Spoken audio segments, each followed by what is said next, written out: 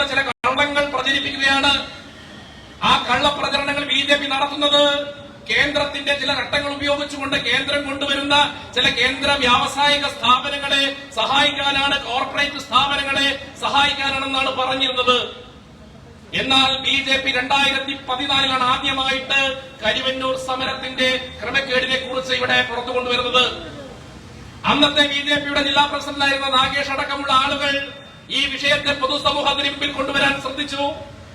അതിനുശേഷം അന്ന് അതിനെ ഒരു സാധാരണ ഒരു സംഭവമായിട്ട്, ജാഗ്രത കുറവുള്ള ഒരു സംഭവമായിട്ടാണ് അന്ന് CPM-നെ പോലെയുള്ള പ്രസ്ഥാനങ്ങൾ വിലയിരുത്തിയത്. അന്നും വ്യാപകമായിട്ടുള്ള ക്രമക്കേടുകൾ നടക്കുന്നുണ്ട്. യാതൊരു ഉപാധികളുമില്ലാതെ വൻകിട തുകകൾ പല ആളുകൾക്കും കൈമാറുന്നുണ്ട് എന്ന് ബി.ജെ.പിയുടെ ജില്ലാ നേതൃത്വം അന്ന് തന്നെ വ്യക്തമാക്കിയിരുന്നു. എന്നാൽ പിന്നീട് നമ്മൾ കാണുന്നത് ബി.ജെ.പിയുടെ ആരോപണങ്ങളെ തൃണവൽക്കരിച്ചു കൊണ്ടുപോയിട്ടുള്ള ആ സമിതി പിന്നീട് സംസ്ഥാന വിഭാഗത്തിന്റെ സോഷ്യൽ ഓഡിറ്റിംഗ് കോപ്പറേറ്റീവ് വിഭാഗം നടത്തിയിട്ടുള്ള ആ ഓഡിറ്റിംഗിനകത്താണ് 2018 അവിടെ വ്യാപകമായിട്ടുള്ള ക്രമക്കേട് നടന്നിട്ടുണ്ടെന്ന് കൃത്യമായി അറിയിച്ചത്. അപ്പൊ സ്വാഭാവികമായിട്ട് ക്രമക്കേട് നടന്നിട്ടുണ്ട് എന്നുള്ള കാര്യം കൃത്യമായിട്ടുള്ള ഓഡിറ്റിന്റെ അകത്ത് വ്യക്തമായി. ആ ഓഡിറ്റിംഗ് നടത്തിയത് കോപ്പറേറ്റീവ് ഡിപ്പാർട്ട്മെന്റിന്റെ CPM നയിക്കുന്ന ഉദ്യോഗസ്ഥ ഏജൻസികളായതുകൊണ്ട് തന്നെ അവിടെ ക്രമക്കേട് നടന്നു എന്ന കാര്യത്തിൽ CPM-ന് യാതൊരു വിധത്തിലുള്ള തർക്കവും ഉണ്ടായിരുന്നില്ല.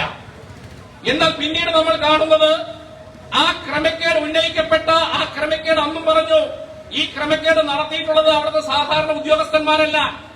ഏതെങ്കിലും ഒരു ഉദ്യോഗസ്ഥൻ വന്നു കഴിഞ്ഞാൽ അവിടെ നിന്ന് ചിലപ്പോ ഒരു 1 ലക്ഷത്തിന്റെയോ 2 ലക്ഷത്തിന്റെയോ 3 ലക്ഷത്തിന്റെയോ ഇനി ഒരു മാക്സിമം ഒരു 25 ലക്ഷത്തിന്റെ തട്ടിപ്പ് നടത്താൻ സാധിക്കുമെന്ന് വിചാരിക്കാം. 2018 സോഷ്യൽ ഓഡിറ്റിൽ തന്നെ അന്ന് അവിടെ നടത്തിയിട്ടുള്ള ക്രമക്കേട് എന്ന് പറയുന്നത് 112.2 കോടി രൂപയാണെന്ന് വ്യക്തമായിരുന്നു. ആ വ്യക്തമാക്കിയ സംഖ്യയെ തൃണവൽക്കരിച്ചുകൊണ്ട് അവിടെ ഏതാനും ഉദ്യോഗസ്ഥന്മാരെ മാത്രം ബലിയാടാക്കിക്കൊണ്ടാണ് ആ സമരത്തെ, ആ ജനകീയമായ പ്രക്ഷോഭത്തെ തൃണവൽക്കരിക്കാൻ വേണ്ടിയിട്ട് ഇടതുപക്ഷം തയ്യാറായിട്ടുള്ളത്. പിന്നീട് കാലം മാറി. 2021 ആദരണീയനായിട്ടുള്ള ആഭ്യന്തരമന്ത്രിയായിട്ടുള്ള അമിത്ഷാ ഈ രാജ്യത്തിലെ കോപ്പറേറ്റീവ് സംവിധാനങ്ങളെ മുഴുവൻ ഒരു രജിസ്ട്രേഷന് കീഴിൽ ഒരു രാജ്യം ഒരു രജിസ്ട്രേഷൻ എന്ന രീതിയിൽ കൊണ്ടുവരാൻ ശ്രമിച്ചു. ആ ശ്രമത്തിന്റെ ഭാഗമായിക്കൊണ്ട് ഈ രാജ്യത്തിലെ 4 ലക്ഷത്തോളം വരുന്ന വിവിധ ധനകാര്യ സ്ഥാപനങ്ങൾ, കോപ്പറേറ്റീവ് ധനകാര്യ സ്ഥാപനങ്ങൾ സ്വാഭാവികമായിട്ട് ഒരു സിംഗിൾ രജിസ്ട്രേഷന് വേണ്ടി വന്നു. അങ്ങനെ സിംഗിൾ രജിസ്ട്രേഷന് വേണ്ടി കേന്ദ്ര സർക്കാർ ശ്രമിച്ചപ്പോ അന്ന് ആഭ്യന്തരമന്ത്രിയായ അമിത്ഷാക്കെതിരെയും കേന്ദ്ര സർക്കാരിനുമെതിരെയും ഈ രാജ്യത്തെ സർവ്വസാധാരണക്കാരായിട്ടുള്ള ജനങ്ങളുടെ ആശ്രയമായിട്ടുള്ള കോപ്പറേറ്റീവ് സെക്ടറിനെ പിടികൊടുക്കാൻ വേണ്ടി ഇതാ ഭീമനായിട്ടുള്ള അമിത്ഷാ വരുന്നു എന്നാണ് പറഞ്ഞത്. പിന്നീട് 2020 ആകുമ്പോൾ തന്നെ അവിടുത്തെ സർവ്വസാധാരണക്കാരായിട്ടുള്ള ആളുകൾക്ക് മനസ്സിലായി ഞങ്ങളുടെ പേരിൽ 5 ലക്ഷം എടുത്ത വായ്പ എന്ന് പറയുന്നത് 40 ലക്ഷവും 45 ലക്ഷവും ഒക്കെയാണ് എന്ന രീതിയിലാണ് പിന്നീട് കാണുന്നത്. സ്വാഭാവികമായിട്ട് അവിടുത്തെ ജനങ്ങൾക്കിടയിൽ കൃത്യമായ ബോധ്യമുണ്ടായി, നിക്ഷേപകർക്കിടയിൽ കൃത്യമായ ബോധ്യമുണ്ടായി. ബി.ജെ.പിയുടെ ജില്ലാ ഘടകം നടത്തിയിട്ടുള്ള ആദ്യത്തെ കരിവന്നൂർ ബാങ്ക് മാർച്ച്, ആ ബാങ്ക് മാർച്ചിനകത്ത് കൃത്യമായി ജനങ്ങൾക്ക് ബോധ്യപ്പെട്ടു, ഞങ്ങൾ വഞ്ചിക്കപ്പെട്ടിരിക്കുന്നു, നിക്ഷേപകർ വഞ്ചിക്കപ്പെട്ടിരിക്കുന്നു. രാവും പകലും കഷ്ടപ്പെട്ട് 10-30 വർഷം തങ്ങളുടെ സമ്പാദ്യം കൃത്യമായ ഒരു ബാങ്കിനകത്ത് നിക്ഷേപിച്ച് അതിന്റെ പലിശ കൊണ്ട് മരുന്ന് വാങ്ങിയിരുന്നവർ, അതിന്റെ പലിശ കൊണ്ട് ജീവിതമാർഗം കണ്ടെത്തിയവർ തങ്ങൾ വഞ്ചിക്കപ്പെട്ടിരിക്കുന്നു എന്ന് കൃത്യമായി അവർക്ക് ബോധ്യപ്പെട്ടു. ആ ബോധ്യത്തിന്റെ അടിസ്ഥാനത്തിലാണ് അവിടുത്തെ ആദ്യത്തെ ആത്മഹത്യ ഉണ്ടാകുന്നത്. അന്ന് മുകുന്ദൻ എന്ന് പറയുന്ന സർവ്വസാധാരണക്കാരനായ ഒരു മനുഷ്യൻ, ആ മനുഷ്യനെടുത്ത വായ്പ എന്ന് പറയുന്നത് 12 ലക്ഷമാണ്. കൃത്യമായി 12 ലക്ഷം എടുത്തിട്ടുള്ള മുകുന്ദന്റെ വായ്പ 70 ലക്ഷമാണെന്ന് പറഞ്ഞുകൊണ്ട് ആ സർവ്വസാധാരണക്കാരനെ ബുദ്ധിമുട്ടിച്ചതിന്റെ ഫലമായിക്കൊണ്ട് അദ്ദേഹത്തിന്റെ വീട് ജപ്തി ചെയ്തതിന്റെ ഫലമായിട്ട് കണക്ക് കാട്ടി ഒരു പാവപ്പെട്ട മുകുന്ദൻ എന്ന് പറയുന്ന അവിടുത്തെ പാവപ്പെട്ട ഒരു സഹകാരിക്ക് ആത്മഹത്യ ചെയ്തപ്പോഴാണ് ഈ വിഷയം പൊതുസമൂഹത്തിന്റെ മുമ്പിൽ വരുന്നത്. ആ പൊതുസമൂഹത്തിന്റെ മുമ്പിൽ വിഷയം വന്ന സമയത്ത് ഭാരതീയ ജനതാ പാർട്ടിയുടെ ഇടപെടലുണ്ടായി. ആദരണീയനായിട്ടുള്ള ഇപ്പോഴത്തെ സുരേഷ് ഗോപി, നമ്മുടെ MP ആയിട്ടുള്ള സുരേഷ് ഗോപി കരിവന്നൂർ ബാങ്ക്, കന്നിവന്നൂർ മുതൽ തൃശൂർ വരെ നടത്തിയിട്ടുള്ള ജനകീയമായ സമരം, ആ സമരത്തിന്റെ ജനകീയ മുഖത്ത് വെച്ചുകൊണ്ട് ഭാരതീയ ജനതാ പാർട്ടിയുടെ സംസ്ഥാന പ്രസിഡന്റ് കെ സുരേന്ദ്രൻ അടക്കമുള്ള ആളുകൾ വന്നുകൊണ്ട് ഉദ്ഘാടനം നടത്തിയിട്ടുള്ള ആ മാർച്ചിനകത്ത് ബി.ജെ.പിയുടെ ജില്ലാ ഘടകം പറഞ്ഞൊരു കാര്യമുണ്ട്, കരിവന്നൂർ ബാങ്കിനകത്ത് ഏതെങ്കിലും രീതിയിൽ കുറ്റം ചെയ്തിട്ടുള്ള അവസാന തുറങ്കിലടച്ചിട്ട് ഞങ്ങളുടെ പ്രക്ഷോഭം അവസാനിക്കുക എന്നാണ് ജനങ്ങൾക്ക് ഞങ്ങൾ അന്ന് കൊടുത്ത വാക്ക്. അന്ന് സമരം നയിച്ചത് ഭാരതീയ ജനതാ പാർട്ടിയുടെ അന്നത്തെ നമ്മുടെ ഇപ്പോഴത്തെ MP ആയിട്ടുള്ള ഭാരതീയ ജനതാ പാർട്ടി ജില്ലാ ഘടകം നയിച്ചിട്ടുള്ള അന്നത്തെ സമരം നയിച്ചത് ഇപ്പോഴത്തെ MP ആയിട്ടുള്ള സുരേഷ് ഗോപി ആയിരുന്നു. അന്ന് സുരേഷ് ഗോപി കരിവന്നൂർ ജാഥയുമായി ബന്ധപ്പെട്ട് നടത്തിയിട്ടുള്ള ചില പ്രസ്താവനകളുണ്ട്. ആയിരക്കണക്കിന് സഹകാരികളെ സാക്ഷി നിർത്തിക്കൊണ്ട് പറഞ്ഞു, നിങ്ങളുടെ 1 രൂപ ഈ പറയുന്ന CPM-ന്റെ മാടമ്പികൾ ഏതെങ്കിലും തരത്തിൽ കൈപ്പറ്റിയിട്ടോ ഏതെങ്കിലും രീതിയിൽ 1 രൂപ പോലും അടിച്ചു മാറ്റിയിട്ടുണ്ടെങ്കിൽ അവന്റെ അടിയാധാരവും ആധാരവും പിടിച്ചെടുത്തിട്ടായിരുന്നാലും ശരി സഹകാരികളുടെ അവസാനത്തെ പണവും ഞങ്ങൾ തന്നിരിക്കുമെന്ന് ഇവിടുത്തെ BJP-യുടെ ജില്ലാ ഘടകം അവർക്ക് ഉറപ്പ് കൊടുത്തു. ആ ഉറപ്പ് ഇപ്പൊ പാലിച്ചുകൊണ്ടിരിക്കുകയാണ്. അന്നത്തെ സുരേഷ് ഗോപിയുടെ പ്രക്ഷോഭത്തിന് ശേഷം വിഷയങ്ങൾ നമുക്കറിയാം. പിന്നീട് മരുന്ന് മേടിക്കാൻ വകയില്ലാത്തതിന്റെ പേരിൽ മരണപ്പെട്ടിട്ടുള്ള ആളുകൾ, മരുന്ന് മേടിക്കാൻ ഗതിയില്ലാത്തതിന്റെ പേരിൽ തെരുവിൽ തെണ്ടുന്ന ആളുകൾ, ഫിലോമിന എന്ന് പറയുന്ന ഒരു ചേച്ചി, ആ ചേച്ചിക്ക് ഇപ്പോഴും മരുന്ന് എത്തിച്ചു കൊടുക്കുന്നത് സുരേഷ് ഗോപിയാണ്. അങ്ങനെയുള്ള ഈ ജനകീയ സമരത്തെ ഏറ്റെടുത്തുകൊണ്ട് ഈ കേരളം നടന്നിട്ടുള്ള വലിയ സാമ്പത്തിക കൊള്ള, അതൊരു കരിവന്നൂർ മോഡൽ എന്ന് പറയുന്നത് ഒരു സാധാരണ മോഡലാണ്. ഇത് CPM-കാർ ഈ കേരളത്തിലെ മുഴുവൻ സഹകരണ സ്ഥാപനങ്ങളിലും നടത്തുന്ന വലിയൊരു തീവട്ടിക്കൊള്ളയാണ്. ഈ കേരളത്തിൽ തന്നെ ഇടതുപക്ഷ പ്രസ്ഥാനങ്ങളുടെ നേതൃത്വത്തിൽ 16,000-ഓളം ചെറുതും വലുതുമായിട്ടുള്ള സഹകരണ സംഘങ്ങളുണ്ട്. ആ സഹകരണ സംഘങ്ങളിലെ നിക്ഷേപം എന്ന് പറയുന്നത് നമ്മൾ വിചാരിക്കുന്നത് പോലെ 1000-ഉം 10,000 കോടി രൂപയല്ല. 4.7 ലക്ഷം കോടി രൂപയുടെ നിക്ഷേപമാണ് ഇവിടുത്തെ സഹകരണ മേഖലയിലുള്ളത്. അതോടൊപ്പം തന്നെ 2.5 ലക്ഷം കോടിയുടെ വായ്പ ഔട്ട്സ്റ്റാൻഡിംഗ് ആയി കിടക്കുന്നുണ്ട്. പ്രാഥമിക സഹകരണ സംഘങ്ങൾ 8,000 ഉണ്ട്. ആ പ്രാഥമിക സഹകരണ സംഘങ്ങളിൽ നിന്ന് ഏകദേശം 16,000 കോടി രൂപയുടെ വായ്പയും 12,000 കോടി രൂപയുടെ ഇൻവെസ്റ്റും ഉണ്ട്. അപ്പൊ നമ്മൾ മനസ്സിലാക്കണം, കേരളത്തിലെ സഹകരണ മേഖല എന്ന് പറയുന്നത് ഏകദേശം 10 ലക്ഷം കോടി രൂപയുടെ ക്രയവിക്രയം നടത്തുന്ന ഇന്ത്യയിലെ തന്നെ ഏറ്റവും വലിയൊരു സാമ്പത്തിക മേഖലയാണ്. ആ സാമ്പത്തിക മേഖലയെ തകർക്കുക, ഇടതുപക്ഷ പ്രസ്ഥാനത്തിന്റെ വിവിധ ആളുകളെ ഈ പറയുന്ന CPM-ന്റെ സെക്രട്ടറിമാരായി നിയോഗിക്കുക, ബ്രാഞ്ച് മാനേജറായിട്ട് നിയോഗിക്കുക, എന്നിട്ട് എന്ത് ചെയ്യുക, CPM-കാരന്റെ ജില്ലാ നേതാക്കന്മാരുടെ ഇംഗിതത്തിന് വഴങ്ങി സർവ്വസാധാരണക്കാരെ ജനങ്ങളെ ബലിയെടുത്തുകൊണ്ട് അവരുടെ പണം അടിച്ചു മാറ്റിക്കൊണ്ട് അവരെ കടക്കണിയിലാക്കുകയും ആ പണം ദുരുപയോഗം ചെയ്തുകൊണ്ട് ഒരു ബാങ്കിനെയും സർവ്വസാധാരണക്കാരായ നിക്ഷേപങ്ങളെയും തെരുവിൽ തണ്ടിക്കുന്ന CPM-ന്റെ നയം നമ്മൾ മനസ്സിലാക്കണം. ഇവിടെ ആദ്യമായിട്ട് ഈ കേസിനകത്ത് വലിയ രീതിയിലുള്ള പ്രക്ഷോഭം ഉണ്ടായപ്പോ ഇടതുപക്ഷ പ്രസ്ഥാനത്തിന്റെ 9ഓളം ഉദ്യോഗസ്ഥന്മാരെ മാത്രം ബലിയാടാക്കിക്കൊണ്ടാണ് അന്വേഷണം നടന്നത്. അങ്ങനെ അന്വേഷണം നടന്നു. ക്രൈംബ്രാഞ്ചാണ് അന്വേഷിച്ചത്. അങ്ങനെ ക്രൈംബ്രാഞ്ച് അന്വേഷിച്ചു. 9ഓളം ഉദ്യോഗസ്ഥന്മാരെ സസ്പെൻഡ് ചെയ്തു. പക്ഷേ CPM-ന്റെ ഏരിയ ഘടകം അവിടെ പാർട്ടി കോടതിയാണല്ലോ. അവരുടെ വിശ്വാസം എന്ന് പറയുന്നത് പാർട്ടിയുടെ കോടതിയാണ്. ആ പാർട്ടി കോടതി നിശ്ചയിച്ചു, ഇടതുപക്ഷ പ്രസ്ഥാനത്തിലെ CPM-ന്റെ സംസ്ഥാന സെക്രട്ടേറിയറ്റ് കുറ്റവാളികളാണ്, കള്ളന്മാരാണ് എന്ന് പറഞ്ഞാൽ മാത്രമേ അവിടുത്തെ ഉദ്യോഗസ്ഥന്മാർ കള്ളന്മാരാകുന്നു. അങ്ങനെ സസ്പെൻഡ് ചെയ്ത 9ഓളം ഉദ്യോഗസ്ഥന്മാരെ CPM ഇടതുപക്ഷ പ്രസ്ഥാനങ്ങൾ അവരെ തിരിച്ചെടുക്കുന്നു. അങ്ങനെ തിരിച്ചെടുക്കുന്ന സമയത്താണ് അവിടെ ജനകീയ സമരവുമായിട്ട് BJP വരുന്നത്. BJP-യുടെ ഇരിങ്ങാലക്കുട നിയോജക മണ്ഡലം കമ്മിറ്റി നടത്തിയിട്ടുള്ള ശക്തമായിട്ടുള്ള പ്രക്ഷോഭങ്ങൾ, അവിടുത്തെ സഹകാരികളെ സംഘടിപ്പിച്ചുകൊണ്ടുള്ള പ്രക്ഷോഭങ്ങൾ, ഓരോ ദിവസവും എണ്ണി പ്രക്ഷോഭങ്ങളുടെ കണക്കാണ് അവിടുത്തെ സർവ്വസാധാരണ ജനങ്ങൾക്ക് പറയാനുണ്ടായിരുന്നത്. കാരണം എന്താ, ഇന്നലകളിലെ സർവ്വസമ്പാദ്യവും നിക്ഷേപിക്കപ്പെട്ടത് ഇത്തരം ബാങ്കുകളിലാണ്. ആ ബാങ്കുകൾ ഇങ്ങനെ ഇടതുപക്ഷ പ്രസ്ഥാനങ്ങൾക്ക് കൊള്ളയടിക്കാൻ നിന്നുകൊടുക്കാൻ സാധിക്കില്ല എന്ന് ഇരിങ്ങാലക്കുടയിലെ 5,400-ഓളം വരുന്ന സഹകാരികൾ ഒത്തൊരുമിച്ചുകൊണ്ട് ഒരു പ്രതിജ്ഞയെടുത്തു, പ്രഖ്യാപനം നടത്തി. അവർ നടത്തിയ പോരാട്ടം, ആ പോരാട്ടത്തിന്റെ ഭാഗമായിട്ടുള്ള അന്വേഷണത്തിലാണ് ആദ്യമായിട്ട് അവിടെ AC മൊയ്തീനും അതോടൊപ്പം തന്നെ ഇപ്പോ നമ്മുടെ CPM-ന്റെ ജില്ലയുടെ നമ്മുടെ തൃശൂർ ഘടകത്തിന്റെ ഏരിയ സെക്രട്ടറി ആയിട്ടുള്ള അനൂപ് ഡേവിസ് കാടയും അതിൽ പ്രതികളാവുന്നത്. AC മൊയ്തീന് കൃത്യമായി പങ്കുണ്ട് എന്നാണ് ആദ്യമത്തെ കൃത്യമായിട്ടുള്ള CPM-ന്റെ അന്നത്തെ അവിടുത്തെ സെക്രട്ടറി ആയിരുന്ന സുനിൽ കുമാർ മൊഴി കൊടുത്തത്. ആ മൊഴിയുടെ അടിസ്ഥാനത്തിൽ ഇവിടെ കൃത്യമായിട്ടുള്ള അന്വേഷണങ്ങൾ വന്നു. ED വന്നു. EDയുടെ അന്വേഷണം നടത്തിയപ്പോഴാണ് നമ്മളെയൊക്കെ ഞെട്ടിച്ചുകൊണ്ടുള്ള ആ സത്യം നമ്മൾ മനസ്സിലാക്കുന്നത്. നമ്മളൊക്കെ ആദ്യം വിചാരിച്ചത് 50 കോടിയുടെയും 100 കോടിയുടെയും മാത്രം ക്രമക്കേടാണെന്നാണ് വിചാരിച്ചത്. പിന്നീടാണ് നമുക്ക് മനസ്സിലാക്കാൻ സാധിച്ചത് 286 കോടി രൂപയുടെ ക്രമക്കേടാണ് ഈ കരുവന്നൂർ ബാങ്കിനകത്ത് മാത്രം നടന്നിട്ടുള്ളത്. നമ്മൾ നോക്കണം, കേരളത്തിലെ ഒരു പ്രദേശത്ത് ഒരു ബാങ്കിനകത്ത് മാത്രം 286 കോടി രൂപയുടെ ക്രമക്കേടാണ് നടത്തിയിട്ടുള്ളത്. അങ്ങനെയാണ് ഇ ഡി വന്ന് AC മൊയ്തീന്റെ സകലജാലക വസ്തുക്കളടക്കം സകല ജംഗമ വസ്തുക്കളടക്കം ഫ്രീസ് ചെയ്തുകൊണ്ട് ജപ്തി ചെയ്യുന്ന സാഹചര്യം ഉണ്ടാകുന്നത്. അപ്പോഴും ഇതിനെതിരെ പ്രതിരോധിക്കുകയാണ്, ഇന്നും പ്രതിരോധിക്കുകയാണ്. ഇന്നും നമ്മൾ കണ്ട് തൃശൂർ ടൗണിൽ വലിയൊരു പ്രക്ഷോഭം ഇടതുപക്ഷത്തിന്റെ ആളുകൾ ഒരു നാണവും മാനവുമില്ലാതെ നടത്തുന്നു. അവർ ഇപ്പോഴും പറയുന്നത് ഇ ഡി ഇങ്ങനെ കള്ളക്കണക്ക് പറയുകയാണ്. ഇ ഡി CPM-ന്റെ നേതാക്കളെ ഈ കള്ളക്കഥയിൽ പെടുത്തിക്കൊണ്ട് അവരെ ബോധപൂർവമായി രാഷ്ട്രീയമായി ഇല്ലാതാക്കാൻ ശ്രമിക്കുകയാണ്. അങ്ങനെ ഇ ഡിക്ക് ഈ AC മൊയ്തീനെ ഇല്ലാതാക്കേണ്ട കാര്യം എന്താ? ഇ ഡിക്ക് വർഗീസിനെ ഇല്ലാതാക്കേണ്ട കാര്യം എന്താ?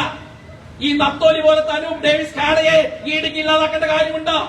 ഇ ഡി ഇടപെടുന്നത് എന്ന് പറയുന്നത് ഒരു സംശയം വേണ്ട, ഇവിടുത്തെ സഹകാരികളുടെ പണം അടിച്ചു മാറ്റിക്കൊണ്ട് CPM-കാരുടെ തറവാട്ടിൽ കൊണ്ടുപോകാൻ ഒരാളെയും അനുവദിക്കില്ല എന്ന് ഇച്ഛാശക്തിയുള്ള ഒരു ജില്ലാ നേതൃത്വം തൃശൂരിലുണ്ട്. അതുള്ളിടത്തോളം കാലം ഒരു അനൂപ് ഡേവിസ് കാഡയ്ക്കും ഒരു വർഗീസിനും ഒരു രാധാകൃഷ്ണനും ഉറക്കമുണ്ടാകില്ല എന്നുള്ള കാര്യത്തിൽ ഞങ്ങൾക്ക് കൃത്യമായ ഒരു ഉറപ്പുണ്ട്. ഞങ്ങളുടെ പ്രക്ഷോഭം എന്ന് പറയുന്നത് സർവ്വസാധാരണക്കാരെ ജനങ്ങൾക്ക് വേണ്ടിയിട്ടുള്ളതാണ്, നീതിക്ക് വേണ്ടിയിട്ടുള്ളതാണ്. നീതിക്ക് വേണ്ടിയുള്ള പോരാട്ടങ്ങൾ ഞങ്ങൾ അവസാനിക്കുന്നില്ല. ഇപ്പൊ നോക്ക് ആരൊക്കെയാണ് അതിലെ പ്രതികള്? തുടർച്ചയായിട്ടുള്ള CPM-ന്റെ 3 ജില്ലാ സെക്രട്ടറിമാരും അതിൽ പ്രതികളായിട്ട് വരുന്നു. വർഗീസിനെ പോലെയുള്ള ആളുകൾ കൃത്യമായിട്ട് മൊഴി കൊടുക്കുന്നു. മൊഴിയിൽ പോലും ഞങ്ങൾ ആ പണം കട്ടെടുത്തു എന്നാണ് രാധാകൃഷ്ണനും വർഗീസും ഒക്കെ പറഞ്ഞിട്ടുള്ളത്. മൊഴിക്കകത്ത് കൃത്യമായിട്ട് അവര് ഇടിക്ക് കൊടുത്ത മൊഴി രേഖകളുടെ അടിസ്ഥാനത്തിലാണ് കൃത്യമായി കേസെടുക്കുന്നത്. ഈടുടെ അന്വേഷണം എന്ന് പറഞ്ഞാൽ നിങ്ങളുടെ ക്രൈംബ്രാഞ്ചിന്റെ അന്വേഷണമൊന്നുമല്ല, കൃത്യമായ ആധികാരികമായിട്ടുള്ള തെളിവുകളുടെ അടിസ്ഥാനത്തിൽ കൃത്യമായ ഡാറ്റകൾ വെച്ചുകൊണ്ട് ആധികാരികമായിട്ടുള്ള അന്വേഷണമാണ് ഇ ഡി നടത്തിയത്. ആ ഇ ഡിയുടെ അന്വേഷണത്തിലാണ് 3 ജില്ലാ സെക്രട്ടറിമാരും ഇവിടെ പ്രതികളാണെന്ന് കൃത്യമായിട്ട് കണ്ടെത്തിയിട്ടുള്ളത്. അത് മാത്രമാണോ? ഈ ഇലക്ഷന് തൊട്ടു മുമ്പാണ് CPM-ന്റെ അക്കൌണ്ടിൽ നിന്ന് 10 കോടി രൂപ ഫ്രീസാക്കിയത്. നമ്മൾ കണ്ടിട്ടുണ്ടാവും. കഴിഞ്ഞ പാർലമെന്റ് ഇലക്ഷന്റെ തൊട്ടു മുമ്പ് ഈ 10 കോടി രൂപ എവിടെ നിന്ന് വന്നു എന്ന ചോദ്യത്തിന് EPM-ന്റെയും CPM-ന്റെ സംസ്ഥാന നേതൃത്വത്തിനോ ജില്ലാ നേതൃത്വത്തിനോ ഇന്നേ വരെ ഉത്തരം പറയാൻ സാധിച്ചിട്ടില്ല. ഇപ്പോഴും ആ പൈസ ഇ ഡിയുടെ കസ്റ്റഡിയിലാ. എവിടുന്ന് 10 കോടി വന്നു? ഞങ്ങൾക്ക് ഉറപ്പുണ്ട്. നിങ്ങൾ എന്തിനീ പണം ചെലവഴിച്ച കാര്യത്തിന് ഇവിടെ നടന്ന തൃശൂരിൽ നടന്ന CPM-ന്റെ സംസ്ഥാന സമ്മേളനം നടത്താൻ നിങ്ങളുടെ സഖാക്കൾക്ക് മൃഷ്ടാന ഭോജനം നടത്താൻ വേണ്ടിയിട്ടാണ് ഇതിലെ ഒരു പരിധി വരെയുള്ള പണം നിങ്ങൾ ഉപയോഗിച്ചിട്ടുള്ളത്. മറ്റൊരു പണം എന്ന് പറയുന്നത് നിങ്ങളുടെ പാർട്ടി കോൺഗ്രസ് നടത്താനാണ്. അതുകൊണ്ട് തൃശൂരിലെ ജില്ലാ നേതൃത്വം അറിഞ്ഞുകൊണ്ടുള്ള ഒരു കൊള്ളയല്ല. CPM-ന്റെ സംസ്ഥാന സെക്രട്ടേറിയറ്റ് കൂടി അതിന്റെ അവൈലബിൾ സെക്രട്ടറി യോഗത്തിലെ നിർദ്ദേശപ്രകാരമാണ് ഈ കള്ളനാണയങ്ങൾ എല്ലാവരും കൂടി ചേർന്നുകൊണ്ട് ഈ പാവപ്പെട്ടവന്മാരുടെ സർവ്വസാധാരണക്കാര ജനങ്ങളുടെ പണം അടിച്ചു മാറ്റിയിട്ടുള്ളത്. അതുകൊണ്ട് ഇതിന്റെ പ്രതിപട്ടികയ വർഗീസിലോ മൊയ്തീനിലോ അതിലേക്ക് മാത്രമല്ല CPM-ന്റെ സംസ്ഥാന സെക്രട്ടറി ആയിരുന്ന വ്യക്തികളിലേക്കും കൂടി അന്വേഷണം നടക്കുമെന്നുള്ള കാര്യത്തിൽ യാതൊരു സംശയവുമില്ല. കാരണം നമുക്കറിയാം CPM എന്ന് പറയുന്ന ഒരു പ്രസ്ഥാനത്തിന്റെ ഒരു ഘടന, ആ ഘടന പ്രകാരം ഏതെങ്കിലും ഒരു മാനേജറോ ഒരു ജില്ലാ സെക്രട്ടറി മാത്രം ഒരു ബ്രാഞ്ചിൽ നിന്ന് 300 കോടി രൂപ അടിച്ചു മാറ്റുമെന്നൊന്നും വിശ്വസിക്കാൻ കേരളത്തിലെ ജനങ്ങൾ ആഗ്രഹിക്കുന്നില്ല. കേരളത്തിലെ ജനങ്ങൾക്ക് കൃത്യമായിട്ട് അറിയാം. സഹകരണ മേഖലയിൽ അത് തിരുവനന്തപുരത്ത് വാസുരാങ്കനായിക്കോട്ടെ, ഈ ആലപ്പുഴ ആയിക്കോട്ടെ, കേരളത്തിൽ 1460ഓളം വരുന്ന വിവിധ ബാങ്കുകൾക്കകത്ത് കൃത്യമായിട്ടുള്ള അഴിമതി നടന്നു എന്നുള്ളതാണ് ഇ ഡിയുടെ റിപ്പോർട്ട്. 1460-ൽ 786 ഭരിക്കുന്നത് UDF ആണ്. അതിനകത്ത് ബാക്കി ഭരിക്കുന്നത് CPM ആണ്. അപ്പൊ 2 മുന്നണികളും ഇതിനെതിരെ ഒരുമിച്ചുകൊണ്ടാണ് പോരാട്ടം നടത്തുന്നത്. അതുകൊണ്ട് നിങ്ങൾ നോക്കൂ, കരിവന്നൂർ ബാങ്കിന്റെ പ്രക്ഷോഭം പറയുന്ന സമയത്ത് ഇവിടെ UDF-കാർക്ക് ഒരക്ഷരം മിണ്ടാനില്ല, അനിലക്കരയ്ക്ക് ഒരക്ഷരം മിണ്ടാനില്ല, ഇവിടത്തെ DCC പ്രസിഡന്റ് ജോസഫ് ടാർഗറ്റിന് ഒരക്ഷരം പറയാനില്ല. എന്തുകൊണ്ട്? കാരണം 2 കൂട്ടരും കൂടാണ് ഒരുമിച്ച് ഈ ജനകീയമായിട്ടുള്ള പാവപ്പെട്ടവന്റെ കൊള്ള നടത്തിയത്. ഇടതുപക്ഷവും വലതുപക്ഷവും ഒരുമിച്ചാണ്. അതുകൊണ്ട് തന്നെ ഞങ്ങൾ ഉറച്ചു പറയുന്നു ഇതിന്റെ അവസാനത്തെ പ്രതിയെയും കൽത്തുറങ്ങിലടച്ച് എവിടെ ഏത് മാളത്തിലാണോ ഈ പണം നിങ്ങൾ ഇൻവെസ്റ്റ് ചെയ്തിട്ടുള്ളത്, ആ ഇൻവെസ്റ്റ് ചെയ്ത പണം മുഴുവൻ പിടിച്ചെടുത്ത് സർവ്വസാധാരണക്കാരന്റെ കൊടുത്തിട്ട് മാത്രമേ ഞങ്ങൾ ഈ പറയുന്ന പ്രക്ഷോഭം അവസാനിക്കൂ എന്നുള്ളതാണ് ഞങ്ങൾക്ക് പറയാനുള്ളത്. കാരണം ഞങ്ങളതൊരു ജനകീയ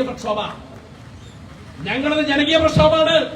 ജനങ്ങൾക്കൊപ്പമുള്ള പ്രക്ഷോഭമാണ്. അതുകൊണ്ട് തന്നെ ആ പ്രക്ഷോഭത്തിന്റെ ഭാഗമായിക്കൊണ്ടാണ് ഇരിങ്ങാലക്കുട നിയോജക മണ്ഡലത്തിൽ ഭാരതീയ ജനതാ പാർട്ടിയുടെ സ്ഥാനാർത്ഥിയായിരുന്ന സുരേഷ് ഗോപിക്ക് 10,000-ൽ കൂടുതൽ ഭൂരിപക്ഷത്തിൽ BJP വിജയിക്കാൻ കാരണം കരിവന്നൂർ മോഡൽ കേരളത്തിലെ CPM നടത്തുന്ന ഇടതുപക്ഷ കമ്മ്യൂണിസ്റ്റ് കൊള്ളയുടെ മോഡലാണ്. ആ മോഡലിനെ തച്ച് തകർക്കാൻ പറ്റിയ പ്രസ്ഥാനം ഈ കേരളത്തിൽ ഒന്നേ ഉള്ളൂ. ആ പ്രസ്ഥാനത്തിന്റെ പേര് ഭാരതീയ ജനതാ പാർട്ടി എന്നാണ്. അതുകൊണ്ട് ഞങ്ങൾ നടത്തുന്ന ഈ സമരങ്ങളൊക്കെ തന്നെ കേവലം ഒരു ആൾക്കൂട്ടത്തെ കണ്ടുകൊണ്ട് ആവേശം നടത്തുന്ന സമരമല്ല. വിലോമിനയ്ക്ക്, ജോയേട്ടന്, വർഗീസേട്ടന്, രാഘവേട്ടന് എല്ലാവർക്കും നീതി കിട്ടണം. കാരണം എന്താ, അവിടെ ടാറ്റയോ ബിർളയോ ഇവിടുത്തെ വൻകിട സ്വർണ്ണ കച്ചവടക്കാരന്റെ പൈസ ഒന്നുമില്ല. അവിടെ നിക്ഷേപിക്കപ്പെട്ടത് ഞാൻ നേരത്തെ പറഞ്ഞതുപോലെ ജീവിതത്തിന്റെ സർവ്വസമ്പാദ്യങ്ങളും ഒരു 10 കാലത്തെ അധ്വാനം. അവൻ ചിലപ്പോ വൈകുന്നേരം വരെ രാപ്പകൽ അന്തിയെടുത്ത് പണിയെടുത്ത അവൻ കരിക്കൊട്ട ചുമന്നുകൊണ്ട് അവൻ കരിങ്കൽ കോറികളിൽ പണിയെടുത്ത് അവൻ നിക്ഷേപിച്ച അവന്റെ വിയർപ്പിന്റെ പണമാണ്. ആ വിയർപ്പിന്റെ പണം CPM-കാരാ നിങ്ങൾക്ക് ഉലാത്താനോ, നിങ്ങൾക്ക് പ്രക്ഷോഭം നടത്താനോ, നിങ്ങൾക്ക് മണിമന്ദിരങ്ങൾ നടത്താനോ, നിങ്ങൾക്ക് സമ്മേളനത്തിനോ പുട്ടടിക്കാനുള്ളതല്ല. അങ്ങനെ പുട്ടടിക്കുന്നവരെ ജയിലറിൽ തള്ളിയിട്ട് BJP-യുടെ സമരം ഞങ്ങൾ അവസാനിപ്പിക്കുള്ളൂ. അതിന്റെ അവസാന ഘട്ടം കണ്ടല്ലോ. ഇവിടെ വെല്ലുവിളിയായിരുന്നു ED വരട്ടെ, ക്രൈംബ്രാഞ്ച് വരട്ടെ, അമിത്ഷായ്ക്ക് എന്താ ചെയ്യാൻ പറ്റുക ഇപ്പൊ നിങ്ങൾ കണ്ടല്ലോ. BJP-ക്കും അമിത്ഷായ്ക്കും എന്താ ചെയ്യാൻ പറ്റുക നിങ്ങൾ കണ്ടല്ലോ. ഇപ്പോ ശബരിമല അയ്യപ്പന്റെ മുമ്പിൽ പോയിക്കൊണ്ട് പുച്ഛഭാവത്തിൽ നിന്നിരുന്ന ഒരു ദേവസ്വം മന്ത്രി നമുക്കുണ്ടായിരുന്നു. നമ്മളൊന്ന് കണ്ടതാണ്.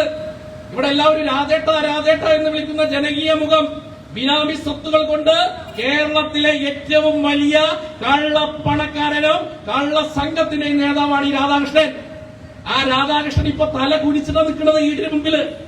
ശബരിമല അയ്യപ്പന്റെ മുമ്പിൽ പുച്ഛഭാവത്തോടുകൂടി നിന്നെങ്കിൽ ഒരു സംശയം വേണ്ട, ഈടിന് മുമ്പിൽ തല കുമ്പിട്ടാണ് ഇന്ന് രാധാകൃഷ്ണനും വർഗീസും ഒക്കെ നിൽക്കുന്നത്. അപ്പൊ അതുകൊണ്ട് ഈ ഇടതുപക്ഷത്തിന്റെ രാഷ്ട്രീയം കേരളത്തെ മുടിച്ചുകൊണ്ടിരിക്കുകയാണ്. ഒരു മേഖലയിൽ മാത്രമാണ്, സകല മേഖലയിലും സമസ്ത മേഖലയിലും തച്ചു തകർത്തുകൊണ്ട് ഇപ്പൊ നോക്കൂ, മഴക്കാലമായി 1, 2, 3 മണിക്കൂറുമൊക്കെയാണ് നമുക്ക് ഇന്ന് റോഡരികിൽ ബസ് കാത്തുനിന്ന്, നമുക്ക് വാഹനം കാത്തുനിന്ന് വലിയ അരക്ഷിതാവസ്ഥയിലാണ് നമ്മൾ ഓരോ ദിവസം മുന്നോട്ട് പോകുന്നത്. റോഡ് പണി നടക്കേണ്ട സമയത്ത് റോഡ് പണി നടത്തില്ല. റോഡ് പണി ഏറ്റവും നടക്കാൻ വേണ്ട സമയം എന്ന് പറയുന്നത് നമുക്കറിയാം, ഓഗസ്റ്റ്, ഏപ്രിൽ, മെയ് മാസം, ഓഗസ്റ്റ്, സെപ്റ്റംബർ, ഒക്ടോബർ മാസമാണ്. ഇവർ റോഡ് പണി എപ്പോഴാണ് ആരംഭിക്കുക? റോഡ് പണി ആരംഭിക്കുന്നത് മെയ് മാസത്തിൽ. മെയ് മാസത്തിൽ ഒരു മാസം കൊണ്ട് ഇപ്പൊ നോക്കൂ, നിങ്ങൾ കേരളത്തിൽ ഏറ്റവും കൂടുതൽ ആളുകൾ പോകുന്ന പാതയാണ് കുറ്റിപ്പുറം തൃശൂർ പാത. നിങ്ങൾ കുറ്റിപ്പുറം തൃശൂർ പാതയിലൂടെ ഒന്ന് സഞ്ചരിച്ചാൽ കുറ്റിപ്പുറത്തെത്താൻ നിങ്ങൾക്ക് ഇന്ന് 6 മണിക്കൂർ വേണം. ഈ പറയുന്ന പൂങ്കുന്നം ടു പേരാമംഗലം വരെ നിങ്ങൾക്ക് പോകണമെങ്കിൽ 2-3 മണിക്കൂർ റോഡരികൾ ബസ്സുകളും ലോറിയും കാത്തു നിൽക്കേണ്ട ഒരു സാഹചര്യമുണ്ട്. കാരണം എന്താണ്, അവസാനം നമ്മൾ ഈ ഫണ്ട് മുഴുവൻ ലാപ്സാക്കാതെ അടിച്ചു മാറ്റാൻ പറ്റിയ. ഇപ്പൊ മരുമോൻ അങ്ങനെയാണല്ലോ. ഇപ്പൊ മരുമോന്റെ പണി കേന്ദ്ര സർക്കാർ നന്നാക്കിയിട്ടുള്ള നല്ല റോഡുകളുണ്ട്. ഇവിടെ നോക്കൂ, ഇപ്പോ ഈ കുറ്റിപ്പുറം, നമ്മളുടെ കുറ്റിപ്പുറം തൃശൂർ പാത പണി തുടങ്ങിയിട്ട് 3 കൊല്ലായി. അന്ന് റീബിൽഡ് കേരളയുടെ ഭാഗമായിക്കൊണ്ട് 218 കോടി രൂപയാണ് ഒരു ജർമ്മൻ ബാങ്ക് കൊടുത്തത്. അത് ഉപാധികളില്ലാതെ പലിശരഹിതമായ ഒരു ജർമ്മൻ ബാങ്ക് കൊടുത്തതാ, ഇവരെ പൈസ ഒന്നല്ല. അന്ന് ആ പണം, അന്ന് റൈസ് എന്ന് പറയുന്ന ഒരു കരാർ കമ്പനിയായിരുന്നു. ആ കരാർ കമ്പനിക്കാരൻ നല്ല രീതിയിൽ പണി തുടങ്ങി. നമ്മുടെ പൂങ്കുന്നം മുതൽ ശോഭ വരെ പണി തീർത്തു. പക്ഷേ ആ ശോഭ വരെയുള്ള 5 കോടി രൂപയുടെ ബില്ല് കൊടുക്കാതെ അയാളെ ബുദ്ധിമുട്ടിച്ച് കഷ്ടപ്പെടുത്ത് അയാൾ കേസ് കൊടുത്ത അവസാനം അയാള് തടിയും കൊണ്ടോടി. ഇപ്പൊ വേറൊരു കമ്പനിക്ക് കൊടുത്തിരിക്കാൻ ഈ പറയുന്ന മെയ് മാസത്തില്. ഈ മെയ് മാസത്തിൽ നോക്കുക, ഈ പുഴയ്ക്കൽ പൂങ്കുന്നം വരെയുള്ള 5 പാലങ്ങളാണ് പൊളിച്ചിട്ടുള്ളത്. അതും വെള്ളം പോകുന്ന പാലങ്ങള്. എന്തൊരു മണ്ടന്മാരാണ് ഈ CPM-കാരും അവർക്ക് നേതൃത്വം കൊടുക്കുന്ന ഉദ്യോഗസ്ഥന്മാരും. മെയ് മാസത്തിൽ മഴ പെയ്യുമെന്നറിയാം, അവിടെ സ്വാഭാവികമായിട്ട് പണി നടക്കില്ല എന്നറിയാം. അപ്പൊ എന്താ, 5 മാസം നമ്മള് ഇങ്ങനെ കഷ്ടപ്പെട്ടു പോകണം. അങ്ങനെ 5 മാസം കഴിഞ്ഞ് ഒരു 8ാമത്തെ മാസം 9ാമത്തെ മാസം ആകുമ്പോൾ അടുത്തൊരു ജനുവരി ഫെബ്രുവരി മാസത്തോടുകൂടി ഈ റോഡിന്റെ പണി തീരും. 2 മാസം കൊണ്ട് തീരേണ്ട റോഡിന്റെ പണി 10 മാസം എടുക്കും. എന്നിട്ട് ഈ അവസാനത്തെ 1 മാസം ഇവിടെ മുഖ്യമന്ത്രി വരും, മരുമോൻ വരും, ഉദ്ഘാടനം ചെയ്യും. 1 വർഷത്തോളം ജനങ്ങളെ ബുദ്ധിമുട്ടിച്ചിട്ട് അവിടുത്തെ അതിനു വേണ്ട തന്ത്രാണ്. അപ്പൊ അത് അറിയാത്ത കാര്യമല്ല. അപ്പൊ ഇതൊക്കെ ജനങ്ങൾക്ക് ബോധ്യമാകുന്നുണ്ട്. നിങ്ങൾ മനസ്സിലാക്കണം. അതേ സമയത്ത് തന്നെ നിങ്ങൾ നോക്കൂ, നിങ്ങൾ കാസർഗോഡ് മുതൽ തിരുവനന്തപുരം വരെയുള്ള 6 വരി പാതയുടെ ഭംഗി നിങ്ങൾ കാണണം. നിങ്ങൾ ആ ഭംഗി മരിമോൻ റിയാസിന്റെ ഫേസ്ബുക്ക് പോസ്റ്റിലൂടെ ഒക്കെ നമ്മൾ കണ്ടിട്ടുണ്ടാവും. എത്ര പെട്ടെന്നാണ് പണി തീരുന്നത്. ഒരു ദിവസം തന്നെ 7-8 കിലോമീറ്ററാണ് ഒരു ഏരിയയിൽ മാത്രം പണി തീരുന്നത്. കുറ്റിപ്പുറത്ത് ഒരു പാലം വന്നിട്ടുണ്ട്, നിങ്ങൾ പോയി നോക്കണം. പഴയ നമ്മുടെ കുറ്റിപ്പുറം പാലം പണിയാൻ വേണ്ടിയിട്ട് 17 കൊല്ലാണ് എടുത്തത്. എന്നാൽ കുറ്റിപ്പുറം പാലം 8 മാസം കൊണ്ട് തീർത്ത സർക്കാരിന്റെ പേരാണ് നരേന്ദ്രമോദി സർക്കാർ. നമ്മൾ മനസ്സിലാക്കണം, 8 മാസം കൊണ്ട് തീർത്തത്. ഇച്ഛാശക്തിയുള്ള ഒരു റോഡ് വികസന മന്ത്രി, അതിനുവേണ്ടി മാത്രം വെറുതെ പറഞ്ഞ നിതിൻ ഗഡ്കരി അദ്ദേഹത്തിന്റെ പ്ലാൻ അനുസരിച്ചുകൊണ്ട് റോഡ് എന്താണെന്നും ഹൈവേ എന്താണെന്നും പാലം എന്താണെന്നും 2016 ഉദ്ഘാടനം ചെയ്യുന്ന സമയത്ത് അവിടെ നിന്ന് മുഹമ്മദ് റിയാസിനും പിണറായി വിജയനും ഒക്കെ കാണാം. അപ്പോൾ ഈ കേരളത്തിന്റെ റോഡുകളുടെ അവസ്ഥ വളരെ മോശം. ആശാ വർക്കർമാർ ഇപ്പോഴും മഴ നനഞ്ഞുകൊണ്ട് സമരം ചെയ്യുന്നു. എന്തിനാ ആശാ വർക്കർമാർ ചെയ്യുന്ന തെറ്റ്? എന്റെയും നിങ്ങളുടെയും വീടിൽ നമ്മൾ ആരോഗ്യവാന്മാരാക്കാൻ വേണ്ടിയുള്ള പ്രവർത്തനങ്ങൾ നടത്തിയ പാവപ്പെട്ടവര്, ആ പാവപ്പെട്ടവർക്ക് ഒരു ദിവസക്കൂലിയായിട്ട് 300 രൂപ പോലും കൊടുക്കാനില്ലാതെ ആശാ വർക്കർമാരെ മഴയത്തും വെയിലത്തും അവരുടെ സമരമുഖത്ത് നിർത്തുന്ന ഈ സർക്കാരിന്റെ പേരാണ് പിണറായി സർക്കാർ. എന്നിട്ട് ഇപ്പൊ 10ാം വാർഷികം വലിയ കോട്ട് കെട്ടിക്കൊണ്ട് വലിയ ഇവിടെ നമ്മൾ കണ്ടു, വലിയ AC മാളുകൾ പണിതുകൊണ്ടാണ് ഇവിടെ 10ാം വാർഷികം നടത്തുന്നത്. പിണറായി വിജയന് അല്പമെങ്കിലും നാണമുണ്ടോ? എന്തിനാണ് നിങ്ങൾ ഈ 10 വർഷം ആഘോഷിക്കുന്നത്? കേരളത്തെ 3 വർഷം പുറകോട്ട് കൊണ്ടുപോയതിനാണോ? ഈ കേരളത്തിലെ അടിസ്ഥാന വിഭാഗങ്ങളായിട്ടുള്ള ആശാ വർക്കർമാരെയും തൊഴിലുറപ്പ് തൊഴിലാളികളെയും അംഗനവാടി ജീവനക്കാരെയും പട്ടിണിക്കുന്നതിന്റെ ഫലമായിട്ടാണോ നിങ്ങൾ 10 വർഷം ആഘോഷിക്കുന്നത്? എന്നിട്ടിപ്പോ രാഷ്ട്രീയം പറയാണ്. എന്നിട്ട് പറയാ കിട്ടാത്ത പണത്തിന്റെ കണക്ക് പറഞ്ഞുകൊണ്ട് പറയാണ് കേന്ദ്രം ഞങ്ങളെ ബുദ്ധിമുട്ടിക്കണമെന്ന്. കേന്ദ്രം ഒരു ബുദ്ധിമുട്ടിയില്ല. കഴിഞ്ഞ 10 വർഷം കൊണ്ട് നരേന്ദ്രമോദി സർക്കാർ അധികാരത്തിലെത്തിയതിനു ശേഷം ഈ കേരളത്തിന്റെ വികസനത്തിന് വേണ്ടി മാത്രം കേന്ദ്ര സർക്കാർ നൽകിയ പണം എന്ന് പറയുന്നത് 2,75,000 കോടി രൂപയാണ്. മനസ്സിലാക്കണം. ഇതിനു മുമ്പ് മൻമോഹൻ സിംഗ് ഭരിച്ചല്ല. മൻമോഹൻ സിംഗ് കേരളത്തിന്റെ വികസനത്തിന് കൊടുത്ത പണം എന്ന് പറയുന്നത് 26,000 കോടി രൂപയാണ്. 4 ലക്ഷം കോടി രൂപയുടെ വികസനത്തിന് വേണ്ടിയുള്ള പണം കൊടുത്തിട്ടും കേന്ദ്രമൊന്നും തരുന്നില്ല എന്ന് ഉറക്കനെ പറഞ്ഞ് കരഞ്ഞുകൊണ്ടിരിക്കുകയാണ് ഇപ്പോഴും സർക്കാർ. അപ്പൊ ആകെ ഈ ജനങ്ങളെ ഭിന്നിപ്പിക്കാനുള്ള തന്ത്രം. കാരണം ഭരണ പരാജയം ഈ സർക്കാരിനുണ്ട്. സമസ്ത മേഖലയിലും പരാജയമാണ്. കരാർ അടിസ്ഥാനത്തിൽ തൊഴിലെടുക്കുന്ന ആളുകൾക്ക് കരാറുകാർക്ക് പണം കൊടുക്കാനില്ല.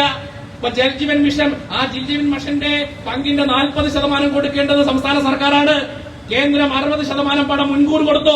ഇപ്പൊ കരാറുകാർക്ക് 40% വരുന്ന സംസ്ഥാന വിഹിതം കൊടുക്കാതെ ഈ പറയുന്ന ജൽജീവൻ മിഷന്റെ കരാറുകാർ ഈ കേരളത്തിൽ തൂങ്ങി മരണത്തിന്റെ ബാധയിലാണ്. അവർ സെക്രട്ടേറിയറ്റിന് മുമ്പിൽ സമരത്തിലാണ്. ഒരാൾക്കും പൈസ കൊടുക്കാനില്ല.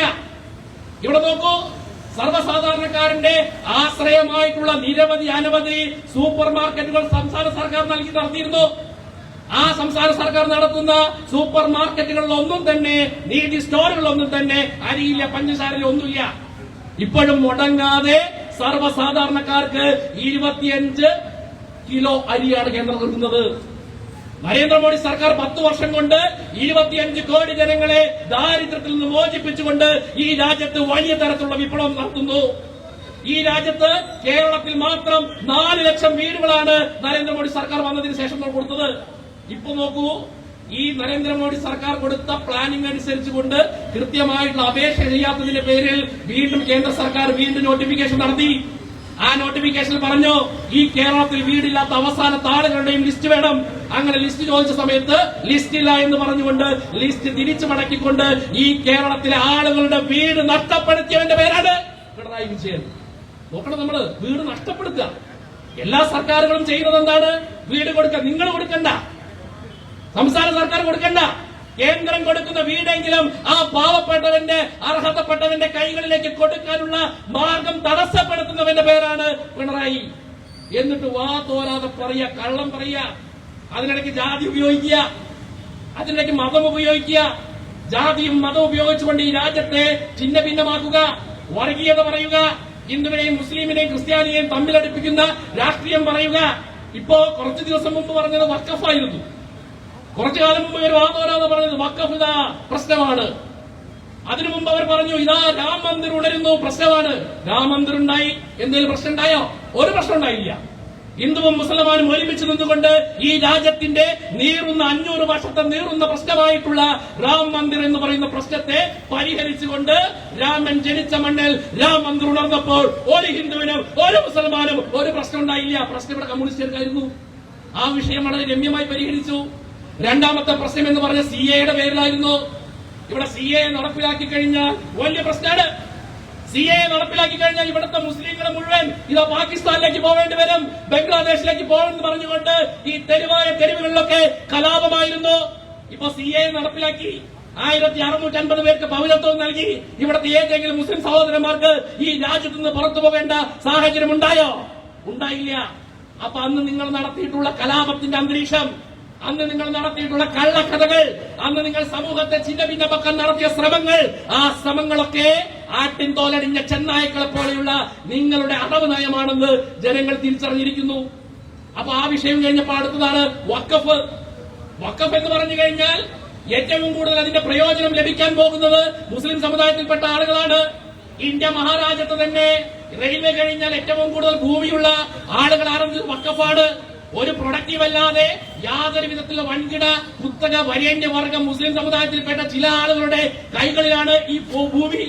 ആ ഭൂമിയെ കൃത്യമായി വിനിയോഗിച്ച് മുസ്ലിം സമുദായത്തിന്റെ ക്ഷേമത്തിന് വേണ്ടിയാണ് ഇത് കൊണ്ടുവരുന്ന കാര്യം നരേന്ദ്രമോദി പാർലമെന്റിൽ പ്രഖ്യാപിച്ചപ്പോ യാതൊരു കാരണമില്ലാതെ ഈ വഖഫിനെതിരെ തെരുവിൽ തള്ളിക്കൊണ്ട് മുസ്ലിം സമുദായത്തെ വൈകാരികമായി പ്രതികരിക്കാൻ വേണ്ടിയിട്ട് ഇവിടെ ശ്രമം നടത്തി. ഇപ്പൊ വഖഫില്ല. അങ്ങനെ വഖഫ് തേഞ്ഞുപോയി, NRC തേഞ്ഞുപോയി, CAA തേഞ്ഞുപോയി. അങ്ങനെ തേഞ്ഞ് പിണറായി വിജയൻ ഇപ്പോ 80 വയസ്സിലെത്തി. 80 വയസ്സിലെത്തി അയാള്. എന്നിട്ടിപ്പോ മറ്റൊരു വിഷയമാണ് ഏറ്റെടുക്കുന്നത്. ആ വിഷയം എന്താ? ഇപ്പോ ഇവർക്ക് പിടിക്കാൻ ആളില്ല. പണ്ട് ചെഗുവേരയെ പിടിച്ചിരുന്നതെങ്കിൽ ഇപ്പൊ ചെഗുവേരയെ പിടിച്ച പ്രശ്നമാണെന്ന് അറിയും. കാരണം എന്താ? ഈ നാടായ നാടിൽ മുഴുവൻ കഞ്ചാവ് വലിക്കാൻ യുവാക്കളെ പ്രേരിപ്പിക്കുന്ന ഒരു ബിംബത്തെ ക്യാമ്പസുകളിലൊക്കെ വെച്ചുകൊണ്ട് ഇവിടുത്തെ ചെറുപ്പക്കാരെ മുഴുവൻ കുടിയന്മാരും കഞ്ചാവ് വലിക്കുന്ന കഞ്ചാവളികളാക്കി മാറ്റിയത് ഈ പറയുന്ന CPM ആണ്. നിങ്ങൾ കണ്ടിട്ടുണ്ടാവും, ക്യാമ്പസുകളിലൊക്കെ പോകുന്ന സമയത്ത് ഇങ്ങനെ ചുരുട്ട് വലിച്ചു നിൽക്കുന്ന ചെഗുവേരയാണ് ഇവിടെ ആദർശ പുരുഷൻ. അങ്ങനെ ആദർശ പുരുഷനെ സ്വീകരിക്കുന്നവർ പിന്നെ കഞ്ചാവിന് പകരം പാൽ പായസം കുടിക്കുന്നു. നമുക്ക് എഴുതാൻ പറ്റുമോ? പറ്റില്ല. അങ്ങനെയാണ് ആ ബിംബത്തെ സ്വീകരിക്കുന്നു. ആ ബിംബത്തെ സ്വീകരിച്ച് മാറിയപ്പോഴാണ് ഇപ്പൊ വേറൊരു വിഷയം കിട്ടിയിട്ടുള്ളത്. ആ വിഷയം എന്ന് പറയുന്നത് ഇവിടെ ഇപ്പോ സംഘപരിവാർ മുഴുവൻ, BJP മുഴുവൻ ഒരു ചെറുപ്പക്കാരനെതിരെയാണ്. അപ്പൊ ഇവർ പറഞ്ഞു വരുത്താണ്. ആ ചെറുപ്പക്കാരന്റെ പേര് വേടൻ. ആ ചെറുപ്പക്കാരനെതിരെയാണ് ഞങ്ങളൊരു വേടനെതിരല്ല. ഞങ്ങൾ അങ്ങനെ എതിർക്കാൻ മാത്രമുള്ള ഒരാളുമല്ല ഈ പറയുന്ന ഒരാള്. പിന്നോക്ക വിഭാഗത്തിൽപ്പെട്ട പിന്നോക്ക ശാക്തീകരണത്തിന്റെ ഭാഗമായിട്ട് അയാൾ ചെയ്യുന്ന കാര്യങ്ങൾ ഞങ്ങൾക്ക് ഒരു എതിർപ്പോ ഞങ്ങൾക്ക് അനുകൂല എതിർപ്പോ ഇല്ല. പക്ഷെ പൊതുസമൂഹത്തിനിടയിൽ കഞ്ചാവ് വലിക്കുന്നതിനെ പ്രോത്സാഹിപ്പിക്കുന്നതിനെ അത് ആരാ എന്തായാലും ഞങ്ങൾ എതിർക്കും. പൊതുസമൂഹത്തിനിടയിൽ MDM വലിച്ചുകൊണ്ട് യുവാക്കളെ തെറ്റിദ്ധരിപ്പിക്കുന്നവരെ ഞങ്ങൾ എതിർക്കും. അത് ഞങ്ങളുടെ പോളിസിയുടെ ഭാഗമാണ്. ഞങ്ങളുടെ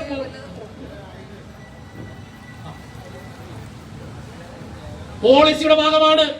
അപ്പൊ അതുകൊണ്ട് തന്നെ ഈ കേരളത്തിന്റെ സമസ്ത മേഖലയെയും തകർത്ത് തരിപ്പണമാക്കിക്കൊണ്ട് ഇപ്പൊ വൈകാരികമായിട്ട് ഒരു ചെറുപ്പക്കാരനെതിരെയാണ് സംഘപരിവാർ എന്ന് പറയുന്നത്. ഞങ്ങളുടെ ആദർശ പുരുഷൻ എന്ന് പറയുന്നത് ഈ പറയുന്ന വേണമെന്നല്ല ഞങ്ങൾക്കറിയാം. ഞങ്ങളുടെ ആദർശ പുരുഷൻ എന്ന് പറയുന്നത് അയ്യങ്കാളിയാണ്. ഞങ്ങളുടെ ആദർശ പുരുഷ എന്ന് പറയുന്നത് ഇന്ന് ഈ ആദർശ വനിത എന്ന് പറയുന്നത് ഇന്ന് ഇന്ത്യയുടെ പ്രൈം മിനിസ്റ്റർ, ഇന്ത്യയുടെ രാഷ്ട്രപതിയായിട്ടുള്ള ദ്രൗപദി മുർമുവാണ്. ഇന്ന് നമ്മളെല്ലാവർക്കും, തൃശ്ശൂർക്കാർക്ക് എല്ലാവർക്കും അഭിമാനകരമായ ഒരു നിമിഷമുണ്ട്. എന്താണെന്നറിയോ? ഒരു പിന്നോക്ക വിഭാഗത്തിൽപ്പെട്ട ഒരാൾ ഒരു ജാതിയും മതവും പറയാതെ കാൽപന്ത് കളി കൊണ്ട് ഈ കേരളത്തെയും ഇന്ത്യയിലും നമ്പർ 1 പുരുഷനായി പോയി ഈ തെരുവിൽ വളർന്ന ഒരാൾ. അയാളുടെ പേര് IM വിജയൻ എന്നാണ്. ആ IM വിജയന് ആദ്യമായിട്ട് പത്മശ്രീ കൊടുത്തത് ഞങ്ങളാ. അപ്പൊ ഞങ്ങളുടെ ആരാധ്യ പുരുഷന്മാർ ഇഷ്ടം പോലെ ഉണ്ട്. നിങ്ങളിങ്ങനെ ജാതി പറയണ്ട. നരേന്ദ്രമോദി സർക്കാരിന്റെ 79 മന്ത്രിമാരുണ്ട്. ആ മന്ത്രിമാരിൽ ഞങ്ങൾ സവർണ മാനവിമാരൊന്നുമല്ല വെച്ചിട്ടുള്ളത്. ഞങ്ങളുടെ 79 മന്ത്രിമാരിൽ 56 പേരും പിന്നോക്ക SC, പിന്നോക്ക OBC വിഭാഗത്തിൽപ്പെട്ടവരാണ്. ഞങ്ങളുടെ പ്രധാനമന്ത്രി OBC വിഭാഗത്തിൽപ്പെട്ടവരാണ്. ഞങ്ങളുടെ രാഷ്ട്രപതി പിന്നോക്ക ഷെഡ്യൂൾ ട്രൈബ് വിഭാഗത്തിൽപ്പെട്ട ആളാണ്. മുൻ രാഷ്ട്രപതി രാംനാഥ് കോവിന്ദ്. ഇന്ത്യ മഹാരാജ്യത്ത് റിസർവേഷൻ സീറ്റിനപ്പുറത്തേക്ക് 36 SC വിഭാഗത്തിൽപ്പെട്ട MPമാരെ വിജയിപ്പിച്ച ഒറ്റ പ്രസ്ഥാനമുള്ളൂ. ആ പ്രസ്ഥാനത്തിന്റെ പേര് BJP എന്നാണ്.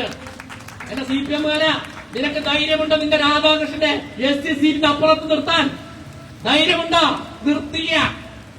നിങ്ങൾ ഇന്നും നോക്കി, ഇന്നും കേരളത്തിലെ കോളനികളിൽ 2 സെന്റിലും 3 സെന്റിലും നിൽക്കുന്ന വിഭാഗം അത് SC കമ്മ്യൂണിറ്റിപ്പെട്ട ആൾക്കാരാണ്. ആ കമ്മ്യൂണിറ്റിപ്പെട്ട ആൾക്കാരാണ്. അപ്പൊ അതുകൊണ്ട് ഞങ്ങളുടെ പോരാട്ടം എന്ന് പറയുന്നത് ഈ രാജ്യത്തിലെ സർവ്വശാക്തീകരണത്തിന് വേണ്ടിയിട്ടാണ്, ജനകീയമായ മുന്നേറ്റത്തിന് വേണ്ടിയിട്ടാണ്, ഈ രാജ്യത്തിന്റെ സമ്പൽ സമൃദ്ധിക്ക് വേണ്ടിയിട്ടാണ്. അതുകൊണ്ട് നോക്കൂ, ഇന്ന് ലോകരാഷ്ട്രങ്ങളിൽ അത്ഭുതം സൃഷ്ടിച്ചുകൊണ്ട് ഒരു മനുഷ്യൻ രാവും പകലും ഉറങ്ങാതെ കഷ്ടപ്പെട്ടതിന് ഫലമായിക്കൊണ്ട് ഇന്ന് ലോകത്തിലെ 4ാമത്തെ സാമ്പത്തിക ശക്തിയാണ് എന്റെ ഭാരതം എന്നുള്ള കാര്യം നിങ്ങൾ ഓർക്കുക. എന്റെ ഭാരതാണ്. ഇപ്പൊ നമ്മൾ കണ്ടല്ലോ പഹൽഗാമിൽ, ഇവിടെ ഭീകരവാദികൾ പെഹൽഗാമിൽ വന്നുകൊണ്ട് നിരപരാധികളായിട്ടുള്ള നമ്മുടെ അമ്മമാരെ യാതൊരു പ്രകോപനമില്ലാതെ ജാതി നോക്കി, മതം നോക്കി, നീ ഹിന്ദുവാണോ, നീ ക്രിസ്ത്യാനിയാണോ, നീ ബുദ്ധനാണോ എന്ന് ചോദിച്ചുകൊണ്ട് ശരീരത്തിലെ വസ്ത്രം പോലെ അണിഞ്ഞുകൊണ്ട് അവനെ അതിനിഷ്ഠൂരമായിട്ട് ഈ ഭീകരവാദികൾ കൊന്നു തള്ളിയ സമയത്ത് ഇന്ത്യയുടെ പ്രധാനമന്ത്രി പറഞ്ഞൊരു വാക്യമുണ്ട്, ഈ രാജ്യത്തെ നമ്മുടെ അമ്മമാരുടെ സിന്ദൂരം മായ്ച്ചവന്മാരെ കാലാപരിക്കയച്ചിട്ട് എന്റെ പ്രസ്ഥാനവും എന്റെ രാജ്യവും ഉറങ്ങൂ എന്ന് പറഞ്ഞു. പിന്നീട് എന്താ കണ്ടത്? പഹൽഗാം ക്യാമ്പിൽ അവിടെ നമ്മുടെ തീവ്രവാദി ആക്രമണത്തിന്റെ പശ്ചാത്തലത്തിൽ പാകിസ്ഥാനിലെ പെഷവാറിലും റാവൽപിണ്ടിയിലും ഇസ്ലാമാബാദിലും ചെന്നുകൊണ്ട് ഭീകരവാദിയുടെ മടയിൽ ചെന്നുകൊണ്ട് ഭീകരവാദിയെ കൊന്നു തള്ളിക്കൊണ്ട് ഈ രാജ്യത്തിലെ സ്ത്രീകളുടെ ആത്മാഭിമാനം ഉയർത്തിയ സർക്കാരിന്റെ പേരാണ് നരേന്ദ്രമോദി സർക്കാർ. നമ്മൾ മനസ്സിലാക്കണം, സിന്ദൂരത്തിന് അഭിമാനമായി കാണുന്നവരാണ് ഈ ഭാരതത്തിലെ ജനങ്ങൾ. സിന്ദൂരത്തെ അഭിമാനത്തോടുകൂടി തിലകം ചാർത്തുന്നവരാണ് ഈ ഭാരതത്തിലെ ജനങ്ങൾ. ഞങ്ങളുടെ നാട്ടിലെ സ്ത്രീകളുടെ കണ്ണീര് കൊണ്ട് നിങ്ങൾ ആനന്ദിക്കാമെന്ന് കരുതണ്ട. ഏത് ഹൂറികൾക്കിടയിൽ പോയി ഒളിച്ചാലും നിന്റെ അവസാനത്തെ ഭീകരവാദിയെ വെടിവെച്ച് കൊന്നിട്ട് ഞങ്ങളുടെ സമരമായി. അത് ഇന്ത്യൻ സൈന്യത്തിന്റെ, ഈ രാജ്യത്തിന്റെ ശക്തിയാണ്. അതുകൊണ്ട് തന്നെ ഈ പറയുന്ന ഈ പ്രക്ഷോഭം സമസ്ത മേഖലയിൽ തകർന്നുകൊണ്ടിരിക്കുന്ന നരേന്ദ്രമോദി സർക്കാർ, തകർന്നുകൊണ്ടിരിക്കുന്ന പിണറായി സർക്കാർ, സമസ്ത മേഖലയിൽ വികസനത്തിന്റെ പന്താവിലേക്ക് കൊണ്ടുവരുന്ന നരേന്ദ്രമോദി സർക്കാർ, രണ്ടിന്റെയും ജനങ്ങൾ പരസ്പരം തുലനം ചെയ്യട്ടെ, ജനങ്ങൾ താരതമ്യം ചെയ്യട്ടെ. ഈ രാജ്യത്തിലെ ജനകീയമായ സമരങ്ങൾക്കൊപ്പം പിണറായി സർക്കാർ നടത്തുന്ന 10 വർഷത്തെ തീവെട്ടിക്കൊള്ളയ്ക്കെതിരെ ഈ രാജ്യത്തിലെ ജനകീയ സമരങ്ങൾക്കൊപ്പം നിന്നുകൊണ്ട് കരുവന്നൂർ പോലെയുള്ള ജനകീയ സമരങ്ങൾ നടത്തിക്കൊണ്ട് ഈ രാജ്യത്തിന്റെ സർവ്വസമ്പത്തും അടിച്ചു മാറ്റുന്ന അവസാനത്തെ കമ്മ്യൂണിസ്റ്റുകാരനെയും കാൽത്തുറങ്കിൽ അടച്ചിട്ട് ഞങ്ങളുടെ പ്രക്ഷോഭം അവസാനിപ്പിക്കുമെന്ന് മാത്രം പറഞ്ഞുകൊണ്ട് ഞാൻ എന്റെ വാക്കുകൾ ഉപസംഹരിക്കുന്നു. നന്ദി, നമസ്കാരം.